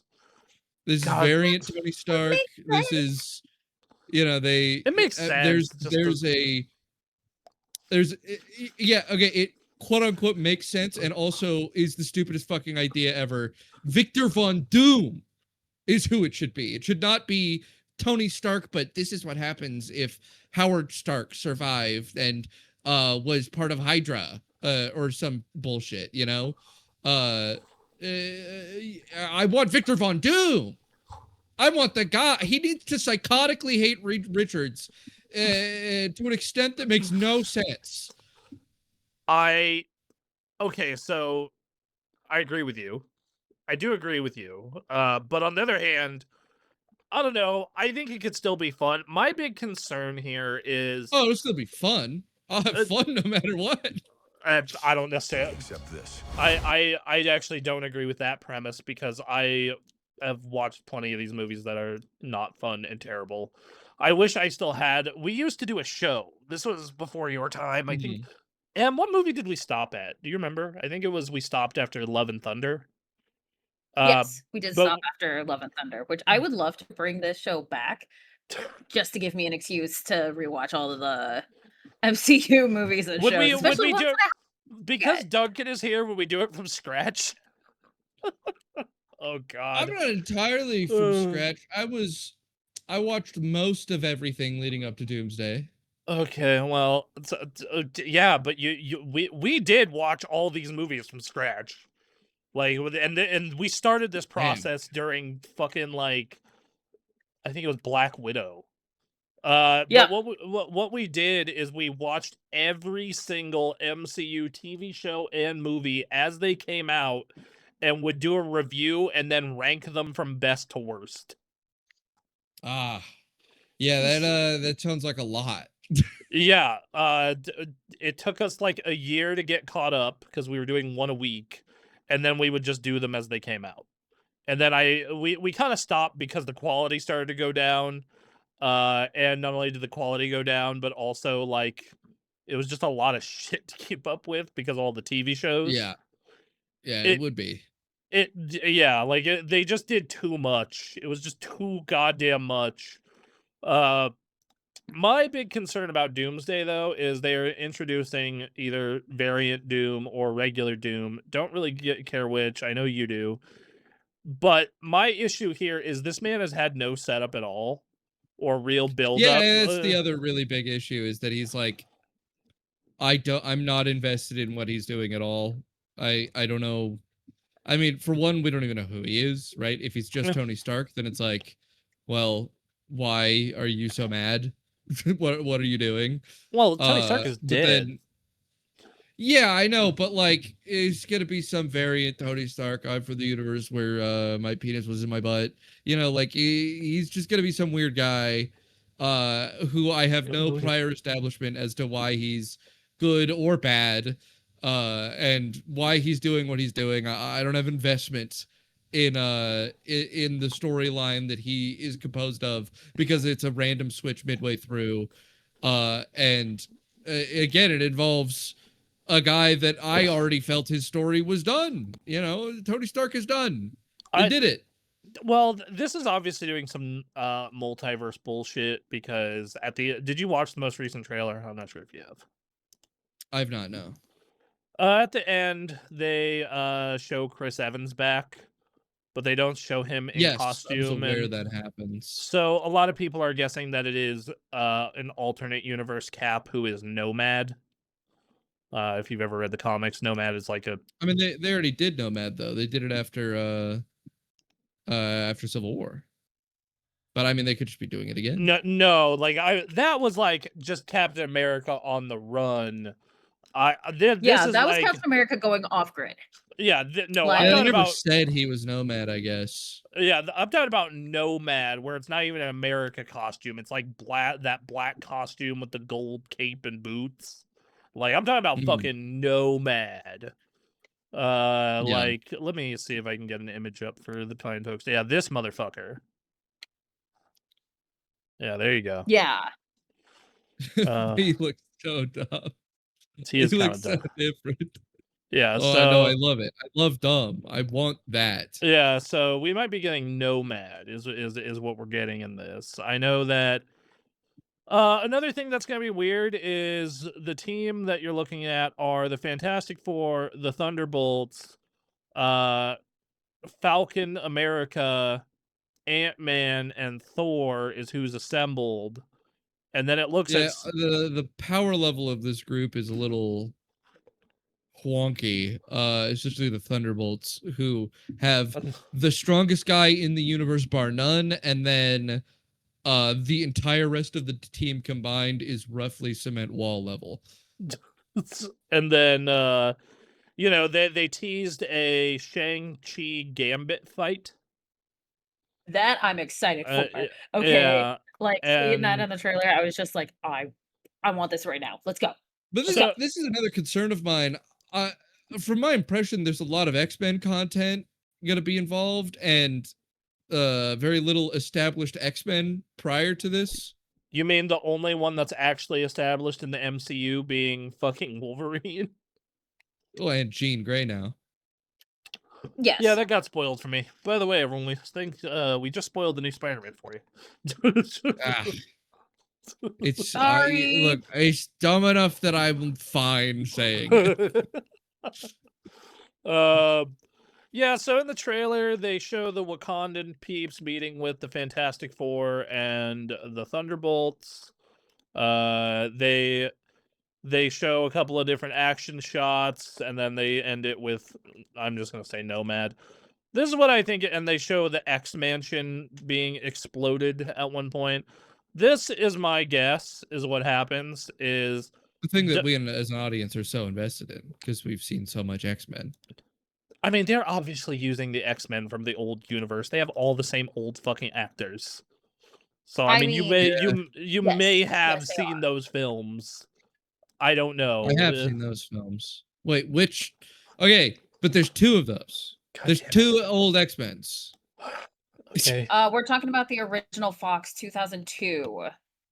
Okay. X-Men, because it Yes. has James Marsden as Cyclops, Rebecca Romaine as Mystique, which, by the way, this version of Mystique, fantastic. Thank you. So, They're super good. anyway, which, man, those actors are getting up there in hindsight. But anyway, It's been a while. so this is my guess at what happens. Some crazy Doctor Doom does some crazy multiversal bullshit that causes universes to start blending into each other. And then Thor comes to warn of Doom and how he's going to fuck up the universe and how he got owned by Doom. And then he's going to try and recruit all these great heroes. And then there is going to be some misunderstandings happening from like the universe's warping. That's how we get that Shang-Chi Gambit fight tease in the trailer. Yeah. And they'll eventually all get recruited and go fight Doom, and then they're going to get owned by Doom because this is a two-parter that goes into Secret Wars. Because And then Doom is going to have Franklin Richards powers. sure, why not? They showed him at the very end of the Fantastic Four movie. That's right. It's the post credit. He So- touches Franklin Richards' little eyes So or face. forgot about that. Anyway, so Doctor Doom is gonna go ahead and have his fucking like big fuck you, own the Avengers in quotes moment. And then he's gonna go, I'm from a universe where Franklin too many Richards. That's why I knew to get him. And then something's gonna happen that sends them all to fucking Battle World, where Secret Wars is gonna happen. That's my guess. I don't know. I'm just kind of basing it loosely off the comics, but we'll see. Yeah, but just think about that in comparison to what Infinity War was like. Yeah, it's such a weak setup. It's so absurdly weak. Look, man, it's not Marvel's fault that Jonathan Majors is an asshole, and they have like they have a built-in excuse to recast the man. All right, go ahead. It's like he's the guy from a big multiverse. He actually just doesn't usually look like that. See, what they could have done is they could have recast him and then like done a movie where like he's about to kick the shit out of Thor. Like they could have just done a Thor movie, and then Doom comes in and is like helps Thor, and then oh no, Doom is actually a way bigger threat. There you go. It's just such an obvious ploy of like, fuck, we don't know what to do. Fuck, you get Robert Downey Jr. in. Oh, who's a popular person to put him on? People like Doom. Come up with a way that he's Doom. And then it's gonna be that it's not Doom, it's Tony Stark, and there is no Latvia or whatever. Not Latvia. I can never remember the name. Latveria, thank you. I've been seeing that name a lot Latveria because of his level 3. There is no Latveria. He doesn't give a shit about that. What do you mean being a benevolent ruler? None of that's going on. Reed Richards? Who's that? If there is a scene of fucking Doctor Doom trying to learn who Reed Richards is, if the Fantastic Four are being introduced to Doctor Doom in this movie, that's the stupidest possible thing that can happen. It's so bad. Okay, hear me out. Maybe the first like 20, because how this movie is gonna be what, like 3 hours? It's gonna be over 3 hours probably. Maybe they make the first act of this setting up Thor and Doom. Maybe that's what they go with. Or setting up. Maybe. Yeah, like I don't fucking know, man. Anyway, we gotta get back on track for news stories. We're running long. You're right. Xbox backwards compatibility on PC. Helix will reportedly include Xbox 360 games, and they are also currently trying to figure out a way to map your disc to a digital license. So there you go. That's interesting. I like this. Yeah, me too. I like this happening. There's plenty of Xbox 360 games I definitely want. on I the have a backwards ton. compatibility list. I mean, there's a ton I already have installed on my Xbox, which already has Same. the 360 backwards compatibility. I would love it on my Uh, computer though. I would love it on my PC. Yeah. I would love to be able to digitize that and send it over to my PC. That'd be great. Also, did you hear the thing that they are reportedly considering pulling their games off Steam? Really? Yep. I mean, we've talked about it. It's like it's part of their only possible survival strategy. But A little bit. but man, I don't think that'll work the way they think it will. I don't think it will. Unless those games are absolute People, bangers. Like if those people games are willing to use the Microsoft Store reluctantly, but they will. if the game is an absolute banger though. I think that's the thing though, is like it all goes back to like look, Gears of War is like if that game is not an easy 9 out of 10 like incredible game, same with Fable, just pack it up, Yeah. Microsoft. Just pack Yeah. it up, get the fuck out, just get it. But yeah, I'm excited for this. I own an ass load of digital 360 games I would love to play on my computer, namely Viva Pinata. I would love to not Yeah. have to have like I have an Xbox on the floor right here on the off chance I'm in the mood for Viva Pinata. I really want the indie arcade to get like massively backed up. Yeah, that'd That's be nice. what I want.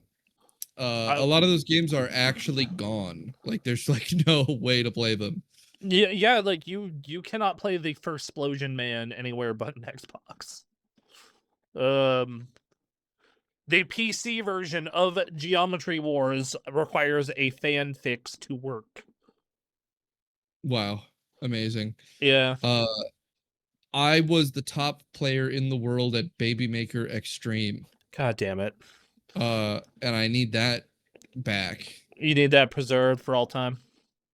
Yeah. That was a 360 indie arcade game in which you were a baby getting born and you had to shoot as far as possible in the hospital.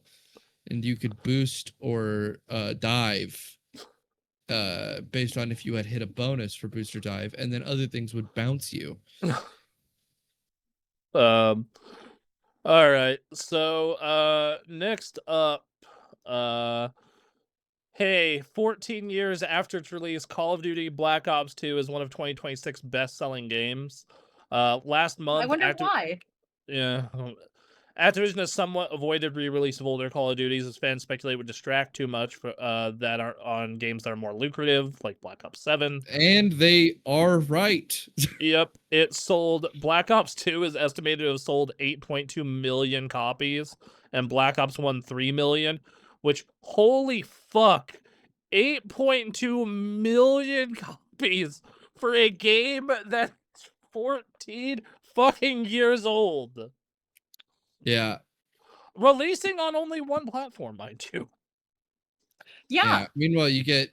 I mean, no wonder people are going into this. I think. Who was it? Was it Shroud? Yeah. The professional FPS guy. Mm. He was asking about like, oh man, it's crazy. There's like no like equivalent to like a smoke in this game. What do you do when someone like has a sniper locking down a corridor? And it's like, oh, yeah, snipers also aren't allowed in competitive. And it's just like it's symptomatic of how the modern Call of Duty games are full of like so much bullshit that everybody hates. That they just could have not had. I think that there is a place for modern Call of Duty. It is a faster, snappier game that is more balanced around competitive play. Like there is way more bullshit in Black Ops 1 and 2 than there is in the newer games in terms of like if you were to talk about a true competitive setting. However, there's also a bunch of really gross, obnoxious microtransactions and advertisements and shit that a lot of people don't find fun. And then there are people who are just like not a fan of the skill-based matchmaking they use because they're dumb and don't understand. Yeah. But that is what it is. I think the biggest thing, and I've said this about a lot of things, I've said this about Nintendo, I've said this about why Macs and Linux are getting more popular. Playing those old Call of Duty games realizes you how little annoyance they had in terms of actually Yeah. getting into the game. You It just is turn them on and play the game. you turn them on, and there is no advertisements, no anything, no bullshit. It is like a dude puts on these fancy tech glasses, and then it brings up the HUD menu, and then you choose zombies, campaign, multiplayer. You click on multiplayer, and in the left corner, they'll tell you about the DLC or what's going on, but they don't pop it up or anything. Then you just hit play. You're like, hey, I want to play a match. Find me a match. All right, cool. They also We playing give you Call of Duty. like interesting campaigns. Yeah. That's a thing that's like a thing of the past. I like the Black Ops 6 campaign. I thought the Black Ops 6 campaign was good. I mean, possibly it is. I heard particularly the Black Ops 5 one was terrible. No, the Black Ops 7 one was terrible. The Black Ops 7 one. Oh, 7 one. Yeah, that was I just really remember fucking bad. I just remember seeing enemy health bars, and I'm like, that shouldn't be in Call of Duty. Yeah, yes. If I so I hate myself, so I play almost all of these. This is my opinion. Black Ops 7 is bad, 6 is good. Modern Warfare 3's campaign and Spec Ops mode is bad, but the multiplayer is good. Modern Warfare 2 is good in general. Vanguard is a giant steaming pile of feces in every single way. Cold War is good in general. I forget the one that was before that, but it was dog shit. I think it was Call of Duty World War II. And then Modern Warfare, the reboot, is really good. They have been on a pretty consistent string of good, bad, good, bad, good, bad, good, bad. And this year, Modern Warfare 4 is supposed to be good. If they keep up the trend. So keep up the trend. It's almost like a yearly Call of Duty game isn't a realistic expectation. Who would have thought? Who would have thought? I think that I think that there is still this feeling from the older campaigns of like having these interesting challenges that you can actually spend quite a long time engaged in. That and you know, maybe for me it's part of the nostalgia of like there was a period where in getting through a Call of Duty campaign on its hardest difficulty and getting the achievements in it was kind of like an honor thing. It was like it was proving gamer cred, and people. This is absolutely this is nostalgia talking. This is absolutely nostalgia talking. And I just don't get that impression that has been the case in the Call of Duty community for a long time. No, I don't think. But like that's because it's not new anymore. That thing's still there, even like in the good campaign. Like you can do that for Black Ops 6. They still have the achievements. It's a good campaign. It's just that no one cares because it's old. It's what your dad does. Cares, and they're not engaging with the campaign nearly as much. It's I think a much smaller part of the experience nowadays.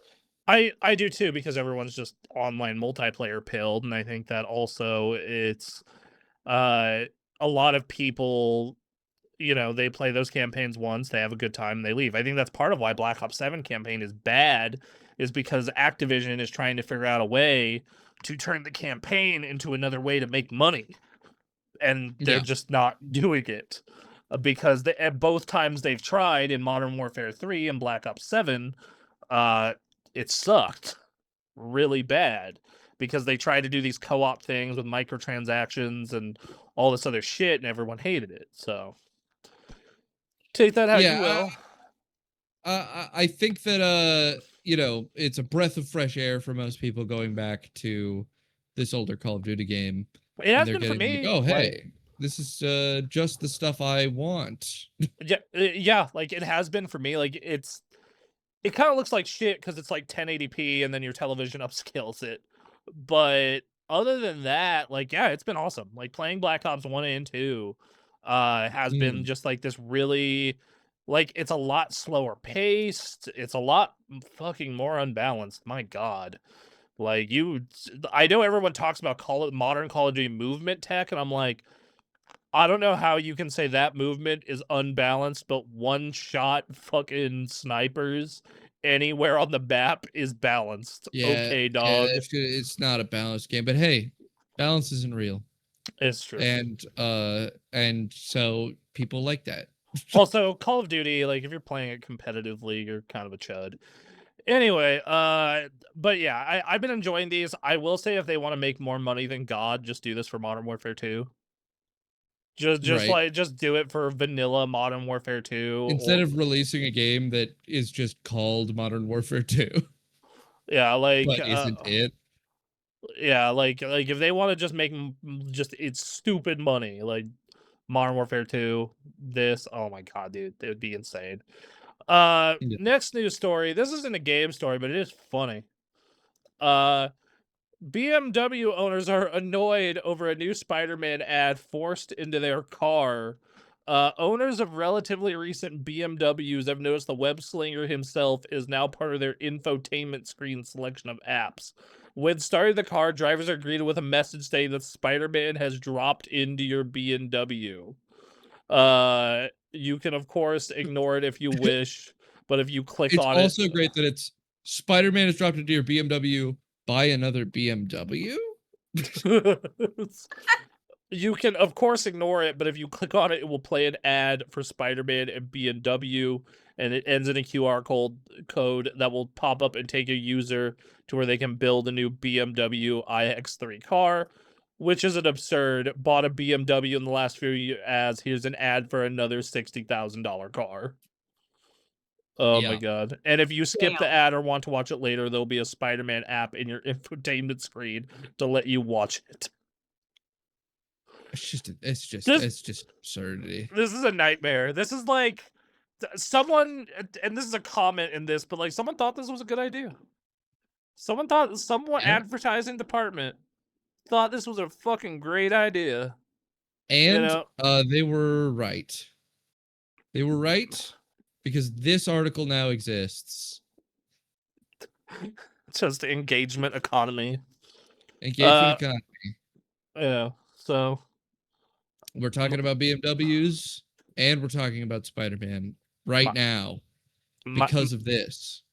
my girlfriend has handed me one of the cupcakes we will be eating at movie night tonight. Here you go. Oh my god, I love it. It is a Baymax cupcake. That's cute. Yep. That's adorable. Yep. The bad part is my new medication makes me not particularly hungry. So I'm Yeah. like, but is what it is. It's actually kind of shitty because like I still like food a lot. Like it looks delicious. But Yeah, that's how they are. They make you go like, "Oh man, I love food still just as much. I just don't like eating it anywhere near as much as before." to start licking things. I don't know. Oh, jeez. Yeah, this is kind of fucking horrifying, and this is like not the first Yeah. time that this has happened. Like people bring up the U2 album on, I think it was like the iPhone 5. Oh, and Apple products, yeah. Yeah, I Yeah. remember that. Well, yeah. cars are particularly predatory. I have a actually my car is a BMW car. I have a Mini Coupe, which I believe they are owned by BMW. No, Volkswagen. No, Volkswagen? yeah. Volkswagen. Okay. Volkswagen. Then the last person who told me this was wrong. But they have a built-in sort of it's like the OnStar navigation system. Mhm. And that thing is a $30 a month subscription that the Jesus car will Christ. constantly pester you to buy. It is a $30 a month subscription to not have the malware of your car screaming at you to buy its GPS.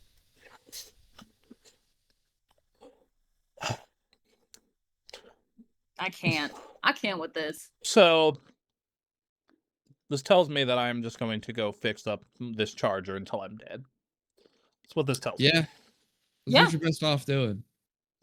You know, because like, especially with how expensive cars are now, fuck this. And they are Oh. very expensive now. Oh yeah. Last year when I got real Yeah. tilted, I went car shopping with Anthony. And I was looking at like some mid-range SUVs and even used ones with not that high mileage, like 25 to 30 grand. It's fucking Ugh. crazy. You know, you have to take the plunge and buy a barely functioning bus off of Gov Deals. You do it first. And if it goes well, I'll do it. Yeah. I want to. It'd be so funny. Just driving around in a school bus. Yeah. You always see school buses on there. There's a bunch of school buses. What the fuck are you gonna do with Or, a school bus? Drive it to places. What about one of those like those mini trucks that are on the airport tarmac? You get those all the time on Gov Deals. Oh my god. That thing's not going to give you a Spider-Man ad, I'll tell you that much. It'd be really funny if it did. That would be kind of hilarious if it did. I'm not gonna lie. No. Airport employee forced to watch Spider-Man ad to do job. Oh, fuck God. that. All right. Last two news stories. First one is Ramageddon continues another year as 2027. So next year's memory capacity is apparently sold out. Yeah, so it's more than that. It's definitely more than that. It's I mean, Sam Altman ordered alone half of the entire world supply of RAM that currently exists, but as new RAM. It's that's like the next 5 years of production completely accounted for when you think of, you know, the OpenAI demand along with the demand from every other company that is also doing this. We're gonna have completely fucked RAM prices until the AI bubble pops. So I saw an interesting story this week about this. So RAM used to be, this was a long time ago, like 20 years plus, moderately expensive. Not like crazy expensive, but moderately expensive. And over the past 20 years, those prices have gone down and down and down and down and down and down. Apparently, due to the price increases, it is the equivalent of 20 years of price cuts over the course of a year. Wow. It's crazy. That's crazy. Can I join the StreamYard from Italy? I don't. Sure. StreamYard? I don't know what the StreamYard is. Sounds dangerous. We'd love to have you here. Hello from Italy. I am Italian. You're my You are an people. Italian man. That is true of you, I am Bronson. an Italian man. Yes. Let's see. RAM. That's what we're talking about. RAM. Yeah, we're fucked. We're fucked on RAM. We're fucked on RAM for a long time. It's we're just screwed. There's no doing anything about it. Like, yeah, like unless Chinese memory makers get their shit, you know, like one get allowed. Do I speak Italian? No. Well, He doesn't. I very little. Do you speak any foreign languages? I used to speak Spanish, though I haven't used it for almost a decade. I've been trying to get as many people as I can lately to speak Japanese with me. One word, please. Hold on. Let's find you one Italian word. Bellissima. Bellissima? There you go. I believe that's beautiful. It is beautiful in Italian. And then there's grazie, ciao. Wait, one stupid Italian word. One. Bellissima. Let's see. Yeah, that is beautiful.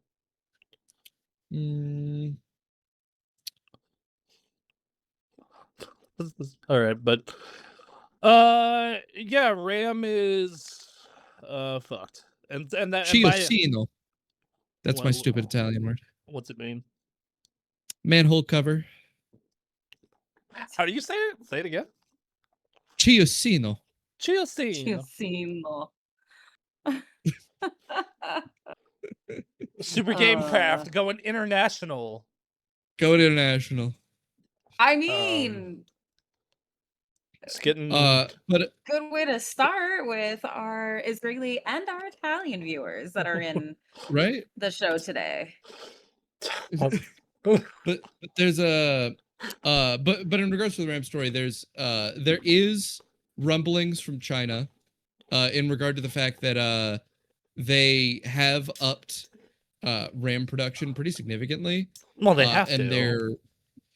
they're forecasted to be able to have effective RAM production within the next 5 years, and that was such a big threat to the South Korean economy, which if you don't know, over the last year, nearly quadrupled in size. That's also what the Entirely price off, of RAM did. Wonder why that is. yeah, entirely off the back of RAM production, for which South Korea is the primary manufacturer worldwide of RAM. Oh yeah, because of And Samsung. yeah, and then once it was announced by China that they had effective RAM production coming in soon, they had the largest drop of any economy, maybe whatever, in a single day. Like they've had the most unreasonably horrible stock market crash. They are currently the most volatile economy in the world, more volatile than like Iran, in the middle of a war. It's really crazy. They have a really crazy situation going on there, and it's entirely because they were all priced in, believing that RAM was going to be produced by South Korea for the next, 10 years. And China is like, maybe 3 to 5 years we'll also be doing it. And that caused 3% of the entire adult population of the country of South Korea to be margin called. Not 3% of adults holding stocks. That's 3% of all adults in Korea. Apparently, It's pretty crazy. God, shit's fucked. Shit's So this fucked. is hell. Okay. Yeah, Cool. this is a pretty bad thing to have happen. Yeah. Anyway, let's oh, alrighty. Well, anyway, that's That's the state of RAM. the state of But you RAM, know and what by the to a state of lesser Borderlands is? bad. Bad. That last game and movie were not particularly good. It That's ran for bad sure. and it wasn't very funny, but it had cool gameplay. Yeah. The last game. So the director of Borderlands says it failed because the PG-13 studio cuts meant it belonged to nobody. The movie was a huge disaster, grossing just 33 million against a budget of 115 million, plus marketing and distribution of 30 million. It launch reviews led to a rare Rotten Tomatoes 0 from critics, and it has increased 10% since then. And then he talks about how as studios are becoming more risk averse, and my nature as a filmmaker is to do the thing that's left to center because that's what's worked for me. It's for gamers, but it doesn't have the violence gamers want. You know, us gamers, we want violence. We Stardew Valley It's and such a common misconception from Hollywood that the want of gamers is the violence. Like the violence in video games is just a facilitation of interaction. Mhm. Because it's if you come up with games, it's you realize it's actually it's kind of hard to come up with things other than violence to get players to interact with. And and it's not the thing that's interesting about most games. it's yeah. So I do not think that this movie would have been good if it was an R-rated film. I think this would have been good if it was not a Borderlands movie, because as much as I like Borderlands as a game, its writing, even when it is funny, does not make for a good film. The story of Borderlands does not make for a good movie. It is what it is. Yeah, I think they could have come up with a good movie if they. I mean, I think like the guy says, I think there's probably a lot of studio meddling was a part of the reason it was bad. In that it was forced to pull in the middle of every identity of market it could address, and then made something for none of them. Yes. So I think it could have been a mildly successful movie, maybe not a great movie, but a mildly successful movie if it didn't have that happening and they just let him make whatever he felt like. Yep. But instead, we got probably one of the worst movies ever. So Yeah, it's a really bad movie. So anyway, that's a show, everybody. Thank It is a you show. for everybody who turned in and our lovely new international audience. You know, Yes. gonna Thank you for rebrand showing up from Israel and Italy. gonna It's pretty cool. rebrand the channel SGK Worldwide. Right. I've had Step Brothers on the mind. Prestige Worldwide. Super Gamecraft Worldwide. All right. Anyway, guys, we love you. We'll be back next week. Go check out the podcast channel. Download us. Go check out our video content. We're working on new stuff right now. We love you. Bye. Bye.